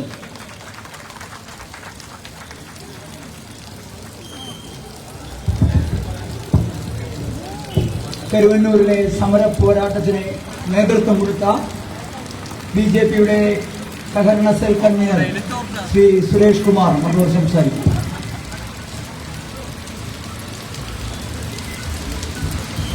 ബഹുമാനപ്പെട്ട അധ്യക്ഷൻ ജസ്റ്റിൻ ജി അവർ, അഡ്വക്കേറ്റ് ഹരി, കയ റജിഘോഷ്, വേദിയിലും സദസ്സിലുമുള്ള പ്രമുഖ നേതാക്കളെ, പ്രിയ സഹകാരി സുഹൃത്തുക്കളെ, ഇപ്പോൾ ഏകദേശം ഒരു 4 നൂറ്റാണ്ട് മുന്നേ നിങ്ങൾ ചെയ്യരുതേ എന്ന് മുഖത്തോട് മുഖം നോക്കിയും അനുസരിക്കാതെ വന്നപ്പോൾ രേഖാമൂലം എഴുതിക്കൊണ്ടു നിങ്ങൾ തട്ടിപ്പ് നടത്തല്ലേ സഖാക്കളേന്ന് ചങ്കൂറ്റത്തോട് എന്ന് ചോദിച്ച ഒരു കമ്മ്യൂണിസ്റ്റുകാരനായിരുന്നു ഞാൻ. 25 വർഷം CPM-ന്റെ പോർട്ടിശ്ശേരി ലോക്കൽ കമ്മിറ്റിയിലെ കണ്ടാർന്നറ ബ്രാഞ്ചിലെ 25 വർഷം സെക്രട്ടറി. ഇന്ന് 2 ലോക്കൽ കമ്മിറ്റിയാണ്. അന്ന് ഒരു ലോക്കൽ കമ്മിറ്റി ആയിരിക്കും ആ ലോക്കൽ കമ്മിറ്റി മെമ്പറായിരുന്നു ഞാൻ. അപ്പൊ ആദ്യം ഇവർ കേൾക്കാതായപ്പോൾ ഞാൻ സഖാ ബേബി ജോൺ മാഷ് പരാതി കൊടുത്തു. ബേബി ജോൺ മാഷ് എന്തെങ്കിലും ആയിക്കോട്ടെ, അദ്ദേഹം ഒരു അന്വേഷണ കമ്മീഷനൊക്കെ വെച്ച് ഉല്ലാസ് കളക്കാട്ട് രാമേന്ദ്രൻ ഈ അന്വേഷണമൊക്കെ നടത്തി. പിന്നീട് വന്ന ആളാണ് യഥാർത്ഥ പെരുങ്കളൻ. പിന്നീട് ഒന്ന് എഴുതി പോയിട്ടാണ്. അപ്പൊ ഈ നമ്മുടെ ബേബി ജോൺ മാഷ് അന്വേഷണം നടത്തി തയ്യാറാക്കിയ റിപ്പോർട്ടിന്മേൽ ഒരു നടപടിയും എടുത്തില്ല എന്ന് മാത്രമല്ല, ഞാൻ എന്റെ പ്രക്ഷോഭം തുടർന്ന് നടത്തി ബന്ധപ്പെട്ട വേദികൾ, പാർട്ടി വേദികളിൽ ശക്തമായി നിർദ്ദേശിച്ചു. ഇതിനൊരു റിപ്പോർട്ടും നടപടിയില്ലാലോ. അപ്പോൾ അന്നത്തെ ജില്ലാ സെക്രട്ടറി AC മൊയ്തീൻ, ഇപ്പോൾ അദ്ദേഹം പൊതു മധ്യത്തിൽ പറയണ്ടല്ലോ, ഞാനൊരു ഉത്തരവാദിത്തമില്ല, പാർട്ടിക്ക് ബന്ധമില്ല, പച്ചക്കള്ളമാണ് പറഞ്ഞത്. ഇതേമാതിരി ഇത്ര അടുത്ത് നിന്നുകൊണ്ട് ഞാൻ രേഖാമൂലം ഒരു പരാതിയിലും ഡിസ്ട്രിക്ട് സെക്രട്ടറി, CPM-ന്റെ ജില്ലാ സെക്രട്ടറികൾ AC മൊയ്തീൻ നേരിട്ട് കൊടുത്തു. അത് ഞാൻ പോയപ്പോൾ നേരെ പിച്ചി ചെയ്തി ചവിട്ടിക്കൊണ്ടിട്ടാണ് തോന്നുന്നത്. പിന്നീട് അത് നടപടി ഉണ്ടായില്ല. വീണ്ടും ഈ രാധാകൃഷ്ണൻ മന്ത്രി വന്നു. രാധാകൃഷ്ണൻ രാധാകൃഷ്ണൻ കാലമായിട്ട് സംഭവിക്കുന്ന അവസ്ഥ വന്നിട്ടില്ല. അതിനകത്തെ തന്നെ ഞാൻ ഇവരെയൊക്കെ മാനസികമായിട്ട് അറിഞ്ഞു. നിങ്ങൾ എന്നെ കമ്മ്യൂണിസ്റ്റ് ആക്കിയ നാടകം 2008 എന്റെ നാട്ടില് കണ്ടാറിൽ KTN കൊണ്ട് അവതരിപ്പിച്ച് അങ്ങനെ തന്നെ നിന്ന് നിങ്ങളെന്നെ കമ്മ്യൂണിസ്റ്റ് ആക്കിയ അതേ ആളുകൾ തന്നെ നിങ്ങളെന്നെ BJP-കാരാക്കി. ഞാനും ഏകദേശം 60 പേരോളം അടങ്ങുന്ന മുൻ CPM ലോക്കൽ കമ്മിറ്റി അംഗങ്ങളും ബ്രാഞ്ച് സെക്രട്ടറിമാരും ബ്രാഞ്ച് അംഗങ്ങളും അടങ്ങുന്ന 60ഓളം സഖാക്കൾ സന്തോഷ് ചെറാക്കുളത്തിലെ തെരഞ്ഞെടുപ്പ് പ്രചാരണാർത്ഥം എന്റെ നാട്ടിൽ പുറത്തുശ്ശേരി സംഘടിപ്പിച്ച 500-ലധികം ആൾക്കാരെ വെച്ചുകൊണ്ട് നടത്തിയ വൻ റാലിയിൽ ഞങ്ങൾ BJP അംഗത്വം സ്വീകരിക്കുകയാണുണ്ടായത്. കരുവന്നൂർ സമരം ശക്തമായ നേതൃത്വം കൊടുത്തത് ഇത് ദിശാബോധത്തോടെ ശക്തമായി തന്നെ മുന്നോട്ട് കൊണ്ടുപോകാൻ നല്ല ധൈര്യം പറഞ്ഞത് അഡ്വക്കേറ്റ് അനീഷ് കുമാർ എന്ന മുൻ ജില്ലാ അധ്യക്ഷനാണ്. അഡ്വക്കേറ്റ് ഹരിയുണ്ട്, ജസ്റ്റിൻ ജി, ഇവർ ജനറൽ സെക്രട്ടറിമാരായ BJP-യുടെ ജില്ലാ നേതൃത്വത്തിന്റെ ശക്തമായ കരുത്തുറ്റ ദിശാബോധമുള്ള ഒരു നേർക്കാഴ്ചയുടെ ഫലമാണ് അവരുടെ നിശ്ചയദാർഢ്യത്തിന്റെ ഫലമാണ് ഇന്ന് കാണുന്നതെല്ലാം തന്നെ. ഞാൻ കേവലം ഒരു പരാതിക്കാരനായിട്ട് നിന്നിട്ടുള്ളത്. അനീഷ് പറഞ്ഞു, ഹരി പറഞ്ഞു, ജസ്റ്റിൻ ജി പറഞ്ഞു, ഇവരൊക്കെ തന്നെ പറഞ്ഞ പ്രകാരം എഴുതി ഒപ്പിട്ട് കൊടുക്കുന്നേ ഉള്ളൂ. ഞാൻ 16/1/2019 ബഹുമാനപ്പെട്ട ജോയിന്റ് രജിസ്ട്രാർ പരാതി കൊടുത്തു. ഇത്ര ആളുകൾ ഇന്ന മാതിരി കളവ് ചെയ്യുന്നുണ്ട്, ബിനാമി ലോൺ എടുക്കുന്നുണ്ട്, ഡെപ്പോസിറ്റ് കാര്യങ്ങളില് കർഷക തൊഴിലാളികളുടെ ഇവരൊക്കെ ഡെപ്പോസിറ്റ് കൊള്ളയടിക്കുന്നുണ്ട്. ജോയിന്റ് രജിസ്ട്രാർ പറയാം, ഞാനെന്തായാലും അവിടെ നോട്ടപ്പള്ളിയാണ്. അപ്പൊ എനിക്കറിയാം, ഞാൻ ഡ്യൂട്ടി ചെയ്യുന്ന ടൈം സാധാരണ 10 തൊട്ട് 5 വരെയാണ്. ഞാനിവിടെ 10 തൊട്ട് ചിലപ്പോൾ 6 മണി കഴിയുന്നതായിരിക്കും. എന്റെ ഡ്യൂട്ടി 5 മണി കഴിഞ്ഞാൽ ഈ കള്ളന്മാരുടെ ബിനാമി അക്കൗണ്ട് ഒക്കെ തന്നെ പെൻഡ്രൈവ് വെച്ചുകൊണ്ട് ഞാനത് പെൻഡ്രൈവിലാക്കി വരുന്ന എന്റെ മുഖ്യ കടമ. ഇതൊക്കെ വെച്ചുകൊണ്ടാണ് ഞാൻ ബഹുമാനപ്പെട്ട ജോയിന്റ് രജിസ്ട്രാർക്ക് ഞാൻ പരാതി കൊടുത്തത്. അങ്ങനെ രേഖാമൂലമുള്ള പരാതിയുമായി ഒരു കൊടുക്കുമ്പോൾ തീർച്ചയായിട്ടും അവർക്ക് അന്വേഷണം നടത്താതിരിക്കാൻ പറ്റില്ല. എന്നിട്ടും 6 മാസം അത് വൈകിപ്പിച്ചു. തുടർന്ന് ഒരു അന്വേഷണം നടത്തിയിട്ട് 2019 അന്വേഷണം നടത്തി 2 കൊല്ലമാണ് ആ അന്വേഷണം നീണ്ടുപോയത്. ആ 2 കൊല്ലം നീണ്ടുപോകുന്നതിൽ എന്നോടിപ്പോ എന്നെ പ്രതിയാക്കിയ ആൾക്കാർ ഇപ്പൊ എന്നോട് പറയുന്നത് അവര് ജയിലിൽ കിടന്നപ്പോ പാർട്ടി അവരെ കുറ്റക്കാരാക്കി അവരെ രക്ഷപ്പെടുത്താനോ ആശ്വസിപ്പിക്കാനോ വീടുകളും കൊണ്ടുവരാനില്ല. അപ്പൊ എല്ലാം തന്നെ ഭരണസമിതി അംഗങ്ങളിലും സെക്രട്ടറിയിലും കുറച്ച് ജീവനക്കാരിലും അടിച്ചേൽപ്പിച്ചതുകൊണ്ട് അവരിപ്പോ സ്വാഭാവികമായിട്ട് പാർട്ടിക്ക് എതിർക്കുന്നു. അപ്പൊ അവരെന്നോട് പറഞ്ഞു, ഈ സാധാരണ രീതിയിൽ ഒരു സെക്ഷൻ 65 അതായത് സഹകരണ മേഖലയിലെ എന്തെങ്കിലും ഗൗരവമായ സാമ്പത്തിക കുറ്റക്രമം നടത്തി കഴിഞ്ഞാൽ അന്വേഷിക്കുന്ന നിയമപരമായ വകുപ്പാണ് സെക്ഷൻ 65. അന്വേഷണം പ്രഖ്യാപിച്ചു കഴിഞ്ഞാൽ ഏകദേശം 1 വർഷത്തെ റിപ്പോർട്ട് ബന്ധപ്പെട്ട ഡിപ്പാർട്ട്മെന്റ് അധികാരിക്ക് സമർപ്പിക്കണം. ഇത് 1 വർഷം കഴിഞ്ഞിട്ടും അധികാരി തയ്യാറായില്ല. ഈ കാലഘട്ടത്തിൽ ഇവിടെയാണ് EP ജയരാജൻ എന്ന സഖാവ്, ഇവിടുത്തെ മുൻ ജില്ലാ സെക്രട്ടറി ആയിരുന്നു. അതേ ഇത് പറ്റി വന്നില്ല. അദ്ദേഹത്തില് കളവിലെ കൂട്ടുമെന്ന് ഞാൻ പറയുന്നില്ല. പക്ഷെ EP ജയരാജൻ എന്ന കേന്ദ്ര കമ്മിറ്റി അംഗമായ സഖാവ് ഈ സെക്ഷൻ 65 എന്നൊരു നീട്ടിവെച്ച് ഈ കള്ളന്മാരെ സംരക്ഷിക്കുന്നതിന് വേണ്ടി സഹായിച്ചിട്ടുണ്ട്. ഞാൻ ആധികാരികമായി തെളിവുകൾ അടിസ്ഥാനത്തിലുള്ള ഞാൻ വെളിപ്പെടുന്നത്. കീടിലവിടെ പോയാൽ തന്നെ ഞാൻ വിസിബിൾ പ്രോബ്ലമാണ്. ഇവര് CPM-ന്റെ ആളുകള് അവരെ തമ്മിൽ അടിച്ചിരുന്ന ഗ്രൂപ്പിന്റെ ഭാഗമായിട്ട് ഇന്ന ആൾക്കാരെ പേര് വരച്ചിട്ടുണ്ട്, ഇന്ന ആൾക്കാരെ പേര് പറയും, അവര് കൂടിക്കൊണ്ടെന്ന് പറയും. പക്ഷെ ഞാനൊന്നും ചെയ്തില്ലേ. ആരോണോ അത് യഥാർത്ഥത്തിൽ ഇൻവോൾവ്മെന്റ് ആയ അവരെ മാത്രമേ ഞാനിവിടെ ഈടിരിക്കുന്നില്ല അവരെ പേരും അങ്ങനെ വെളിപ്പെടുത്തിയിട്ടുള്ളൂ. അത് എനിക്കും അറിയാവുന്നത് AC മൊയ്തീൻ വ്യക്തമായി പങ്കുകൊണ്ടെന്ന് അന്ന് ഞാൻ ഈടിയുടെ മുന്നിൽ ആവശ്യപ്പെടും. അന്ന് ഇവരെ പ്രതിപ്പെട്ട് ചേർത്താണ്ടായിട്ടുണ്ട്. ഉദ്യോഗസ്ഥന്മാരായിട്ട് ചെറിയ രീതിയിൽ തർക്കിക്കേണ്ട അവസ്ഥ കൊണ്ട് AC മൊയ്തീനെ പ്രതിയാക്കാത്ത ആകാൻ നീണ്ടുപോയതാണ്. എന്തായാലും ഉദ്യോഗസ്ഥന്മാര് യഥാർത്ഥ രീതിയിൽ തന്നെ അന്വേഷിച്ചുകൊണ്ടിരിക്കുന്നു. അവരൊന്നായി പിടിക്കപ്പെട്ടിരിക്കുന്നു. ഇവിടെ കമ്മ്യൂണിസ്റ്റ് പാർട്ടി ഇവിടെ കട്ട് ചെയ്ത് ഇവിടെ മുന്നേ അധ്യക്ഷൻ അരവിന്ദാസൻ അദ്ദേഹം ചെയ്തെന്ന് വെച്ച് കഴിഞ്ഞാൽ ഇവിടെ കർഷക തൊഴിലാളികളും അതുപോലെ തന്നെ പ്രവാസികളൊക്കെ നിക്ഷേപിച്ച പണം ചാക്കിനെ കെട്ടിക്കൊണ്ടാണ് കൊണ്ടുവരുന്നത്. ബിനാമി ലോൺ എടുത്തിട്ട് വലിയ ചാക്ക്, പ്ലാസ്റ്റിക് ചാക്കും മറ്റ് കണക്കണകൾക്ക് ആക്കിക്കൊണ്ട് പുറത്തോടെ ഇവിടെ അലുമിനിയം പാത്രം വിൽക്കാനോട് ചോദിക്കുന്ന പോലുള്ള ആളുകൾ പോകുന്നത്. എന്നാൽ നോട്ടിലിട്ട് തോളിലിട്ടുകൊണ്ടാണ് ഇവിടുത്തെ കരുവന്നൂർ ബാഗിൽ കാശ് കടത്തിക്കൊണ്ട് പോയത്. ഇതൊക്കെ തന്നെ ഞാനല്ല, ആ കൂടെ ഉണ്ടായ സഖാക്കള് ജിഷോറും കൂട്ടരൊക്കെ തന്നെ മാധ്യമത്തില് വിദൃശ്യ മാധ്യമങ്ങളൊക്കെ വെളിപ്പെടുത്തിയ സംഭവമാണ്. പ്രിയപ്പെട്ടവരെ, ഈ കാണുന്ന രീതിയിലല്ല അവിടെ യഥാർത്ഥത്തിൽ ആ പുറത്തുശ്ശേരി മേഖല ഒക്കെ തന്നെ ദുരന്ത ഭൂമിയിലാണ് നിൽക്കുന്നത്. സ്വന്തം ജീവിതം ഇവിടെ അധ്വാനിച്ചുകൊണ്ട് തന്റെ ജീവിതാവസാനം തന്റെ ജീവൻ നിലനിർത്താൻ വേണ്ടി യാചിച്ചപ്പോൾ പൈസ കൊടുക്കാനില്ല വന്നപ്പോൾ പ്രിയപ്പെട്ടവരെ ഫിലോമിന എന്ന ആ ചേച്ചി അവിടെ ദാരുണാന്ത്യം വഹിക്കുകയുണ്ടായി. കൃത്യമായ മരുന്നിനോ മറ്റു ചെലവോ അദ്ദേഹം ഒരു സർക്കാർ ജീവനക്കാരിയായിരുന്നു. അദ്ദേഹം ആ പണി ചെയ്ത് സമ്പാദിച്ച ആ നിക്ഷേപം കരുവന്നൂർ ബാങ്കിലിട്ടു. തന്റെ അന്ത്യസമയത്ത് തന്റെ ഭർത്താവ് തന്റെ മകനും കേരളം അപേക്ഷിച്ചിട്ടും ബാങ്കിൽ കാശുണ്ടായിട്ട് പോലും കൊടുക്കാനായിട്ട് അന്നത്തെ അഡ്മിനിസ്ട്രേറ്റീവ് കമ്മിറ്റി തയ്യാറായില്ല. പ്രിയമുള്ളവരെ ആ ഫിലോമിനേറ്റ് മരിച്ചു. ഫിലോമിനേറ്റിന്റെ ആ ഭൗതിക ശരീരം ബാങ്കിന്റെ മുന്നിൽ കൊണ്ടുവച്ചുകൊണ്ട് പ്രിയമുള്ള കണ്ണീർ നിറഞ്ഞുകൊണ്ട് ആ പ്രിയപ്പെട്ട പുത്രനുണ്ടല്ലോ, ആ പ്രിയപ്പെട്ട ഭർത്താവ് കണ്ണീരേൽപ്പിച്ചുകൊണ്ട് പറഞ്ഞു, ഇതിനാരാണ് ഉത്തരവാദി? എന്റെ ഭാര്യ എന്റെ അമ്മ ജീവനെടുത്തത് നിങ്ങൾ കമ്മ്യൂണിസ്റ്റുകാരാണ്. അതിന് കമ്മ്യൂണിസ്റ്റുകാർ ഉത്തരം പറയണം. അത് പറയാതെ ഈ ശവശരീരം ഈ ബാങ്കിന് മുന്നെടുക്കില്ലെന്ന് പറഞ്ഞു. ഇത് കമ്മ്യൂണിസ്റ്റുകാർ പറഞ്ഞു, ഇത് BJP-ക്കാർ കോൺഗ്രസ്സുകാർ പറഞ്ഞാണ് ഭൗതിക ശരീരം കൊണ്ടെത്തി.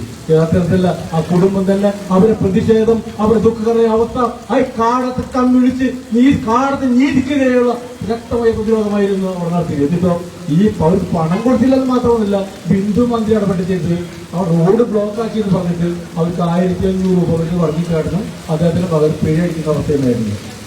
ഇവിടെ ശശിയേട്ടൻ ദീർഘകാലം ഞാൻ DYFI അടക്കാൻ പഞ്ചായത്ത് സെക്രട്ടറി ആയിരിക്കുമ്പോൾ യോഗം കൂടുതൽ വരുന്ന ശശിയേട്ടൻ.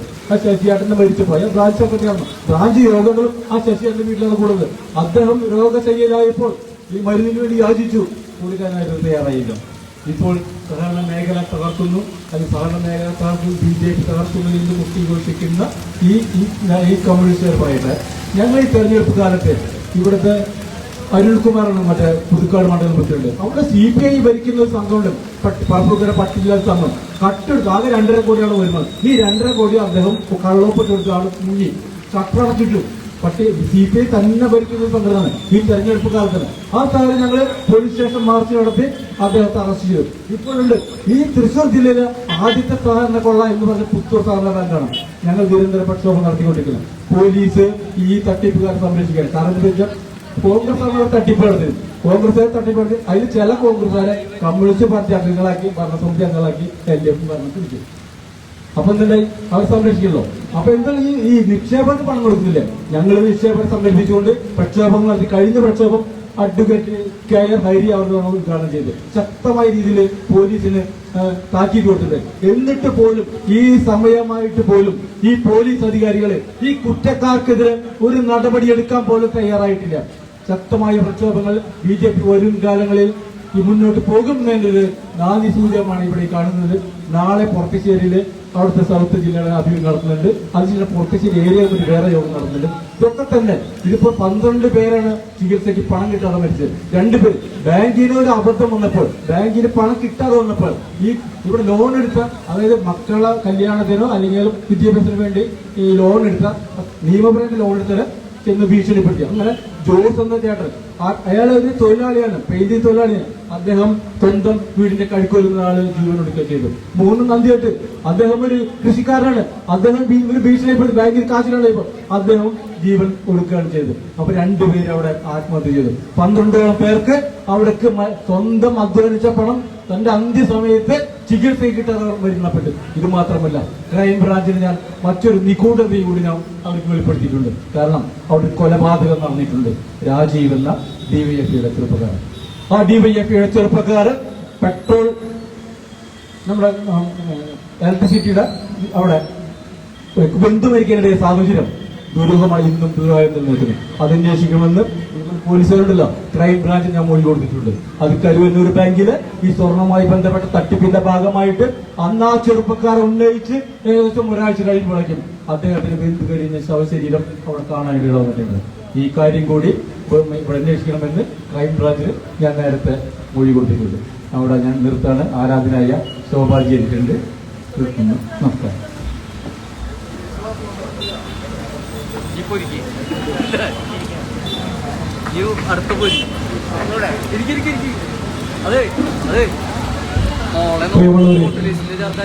ഈ വേദിയിൽ വെച്ച് കരുവന്നൂരിന്റെ സമരനായകനെ സുരേഷ് ഏട്ടന് കേരളത്തിന്റെ സമരനായിക ശോഭ സുരേന്ദ്രൻ ഷാളിലെത്തി സ്വീകരിക്കുന്നു.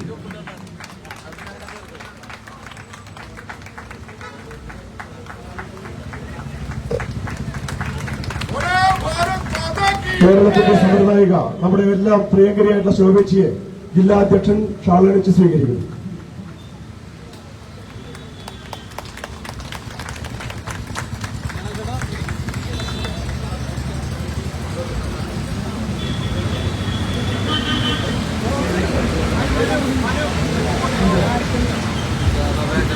എല്ലാവർക്കും നമസ്കാരം.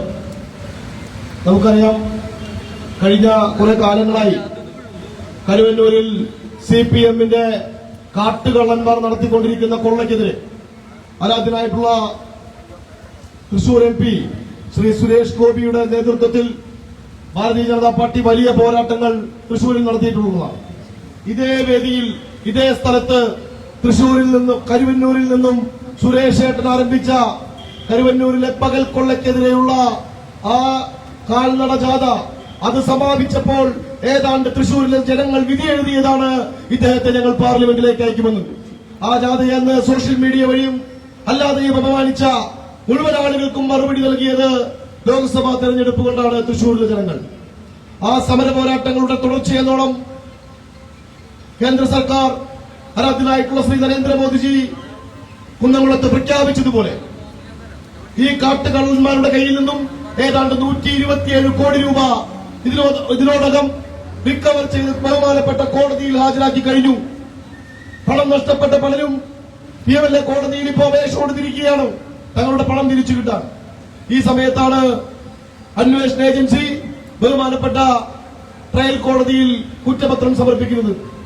ഇന്നലെ സമർപ്പിച്ച കുറ്റപത്രത്തിൽ തൃശൂര് കണ്ട ഏറ്റവും വലിയ കള്ളന്മാർ, കായംകുളം കൊച്ചുണ്ണിയെ പോലും നാടിപ്പിക്കുന്ന തരത്തിൽ ഈ നാടിന്റെ മുച്ചൂടും വിളിച്ചതിന് നേതൃത്വം കൊടുത്തിട്ടുള്ളത് MM വർഗീസും K രാധാകൃഷ്ണനും AC മൊയ്തീൻ എന്ന പെരുങ്കള്ളനുമാണെന്ന് ഇന്നലെ ബഹുമാനപ്പെട്ട കോടതി മുമ്പാകെ കുറ്റപത്രം വന്നിരിക്കുന്നു.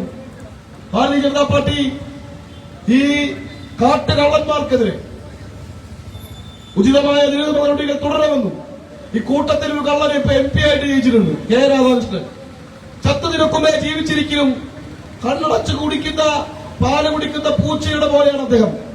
അദ്ദേഹം ആരോടൊന്നും മിണ്ടില്ല, നല്ലവനാണെന്ന് പറയുന്നത്. പക്ഷെ എങ്ങനെയാണ് നല്ലവനായിരുന്നു നല്ലോണം കക്കും.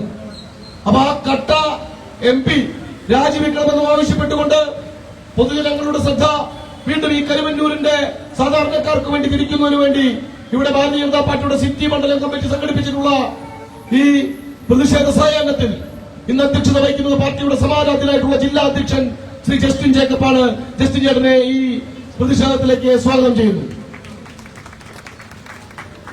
ഈ പ്രതിഷേധ സായാഹ്നത്തിൽ ഈ കള്ളന്മാരുടെ നരികള് തൃശൂരിനോട് വിളിച്ചു പറയാൻ ഇന്നിവിടെ എത്തിച്ചേർന്നിട്ടുള്ളത് ഭാരതീയ ജനതാ പാർട്ടിയുടെ എക്കാലത്തെയും സമരമുഖങ്ങളിലെ മുന്നണി പോരാളി, ഏത് കാലഘട്ടത്തിലും തൃശൂർ ടോൾ പ്ലാസ സമരം ഉൾപ്പെടെ മുഴുവൻ പ്രവർത്തകർക്കുമൊപ്പം പോലീസിനിടയിലേക്ക് ഏത് പോരാട്ടങ്ങളെയും നയിച്ചു കയറാൻ കരുത്തുള്ള നമ്മുടെ നേതാവ് ശ്രീ ശോഭ സുരേന്ദ്രനാണ്.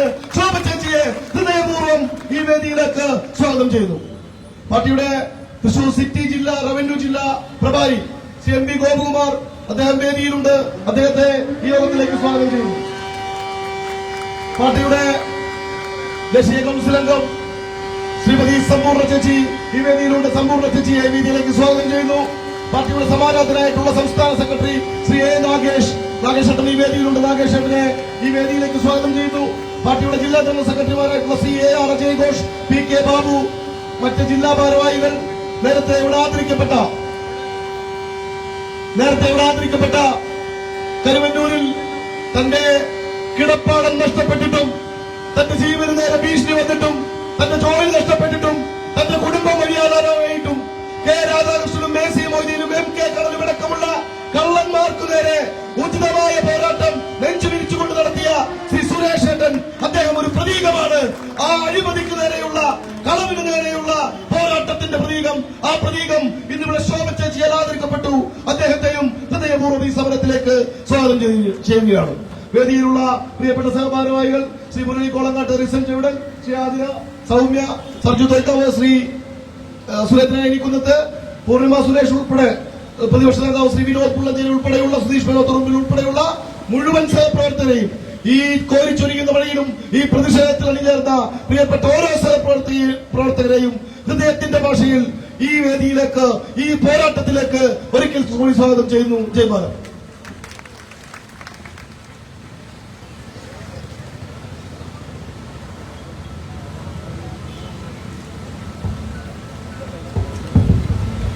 ഭാരതീയ ജനതാ പാർട്ടിയുടെ സംസ്ഥാന ഉപാധ്യക്ഷയും ഈ രാഷ്ട്രീയ വിശദീകരണ യോഗം ഉദ്ഘാടനം ചെയ്യാൻ ഇവിടെ എത്തിച്ചേർന്നിട്ടുള്ള പ്രിയപ്പെട്ട ശോഭ ചേച്ചി, പാർട്ടിയുടെ റവന്യൂ ജില്ലാ പ്രഭാരി ശ്രീ ഗോപകുമാർജി, പാർട്ടി സംസ്ഥാന secretary Shri A Nagesh C, BJP ദേശീയ കൗൺസിൽ അംഗം ശ്രീ സമ്പൂർണ്ണ ചേച്ചി, പാർട്ടിയുടെ ജില്ലാ ജനറൽ സെക്രട്ടറിമാരായിട്ടുള്ള ശ്രീ PK ബാബു, AR ജോഷ് ജി, ഹരി, പാർട്ടി ഈ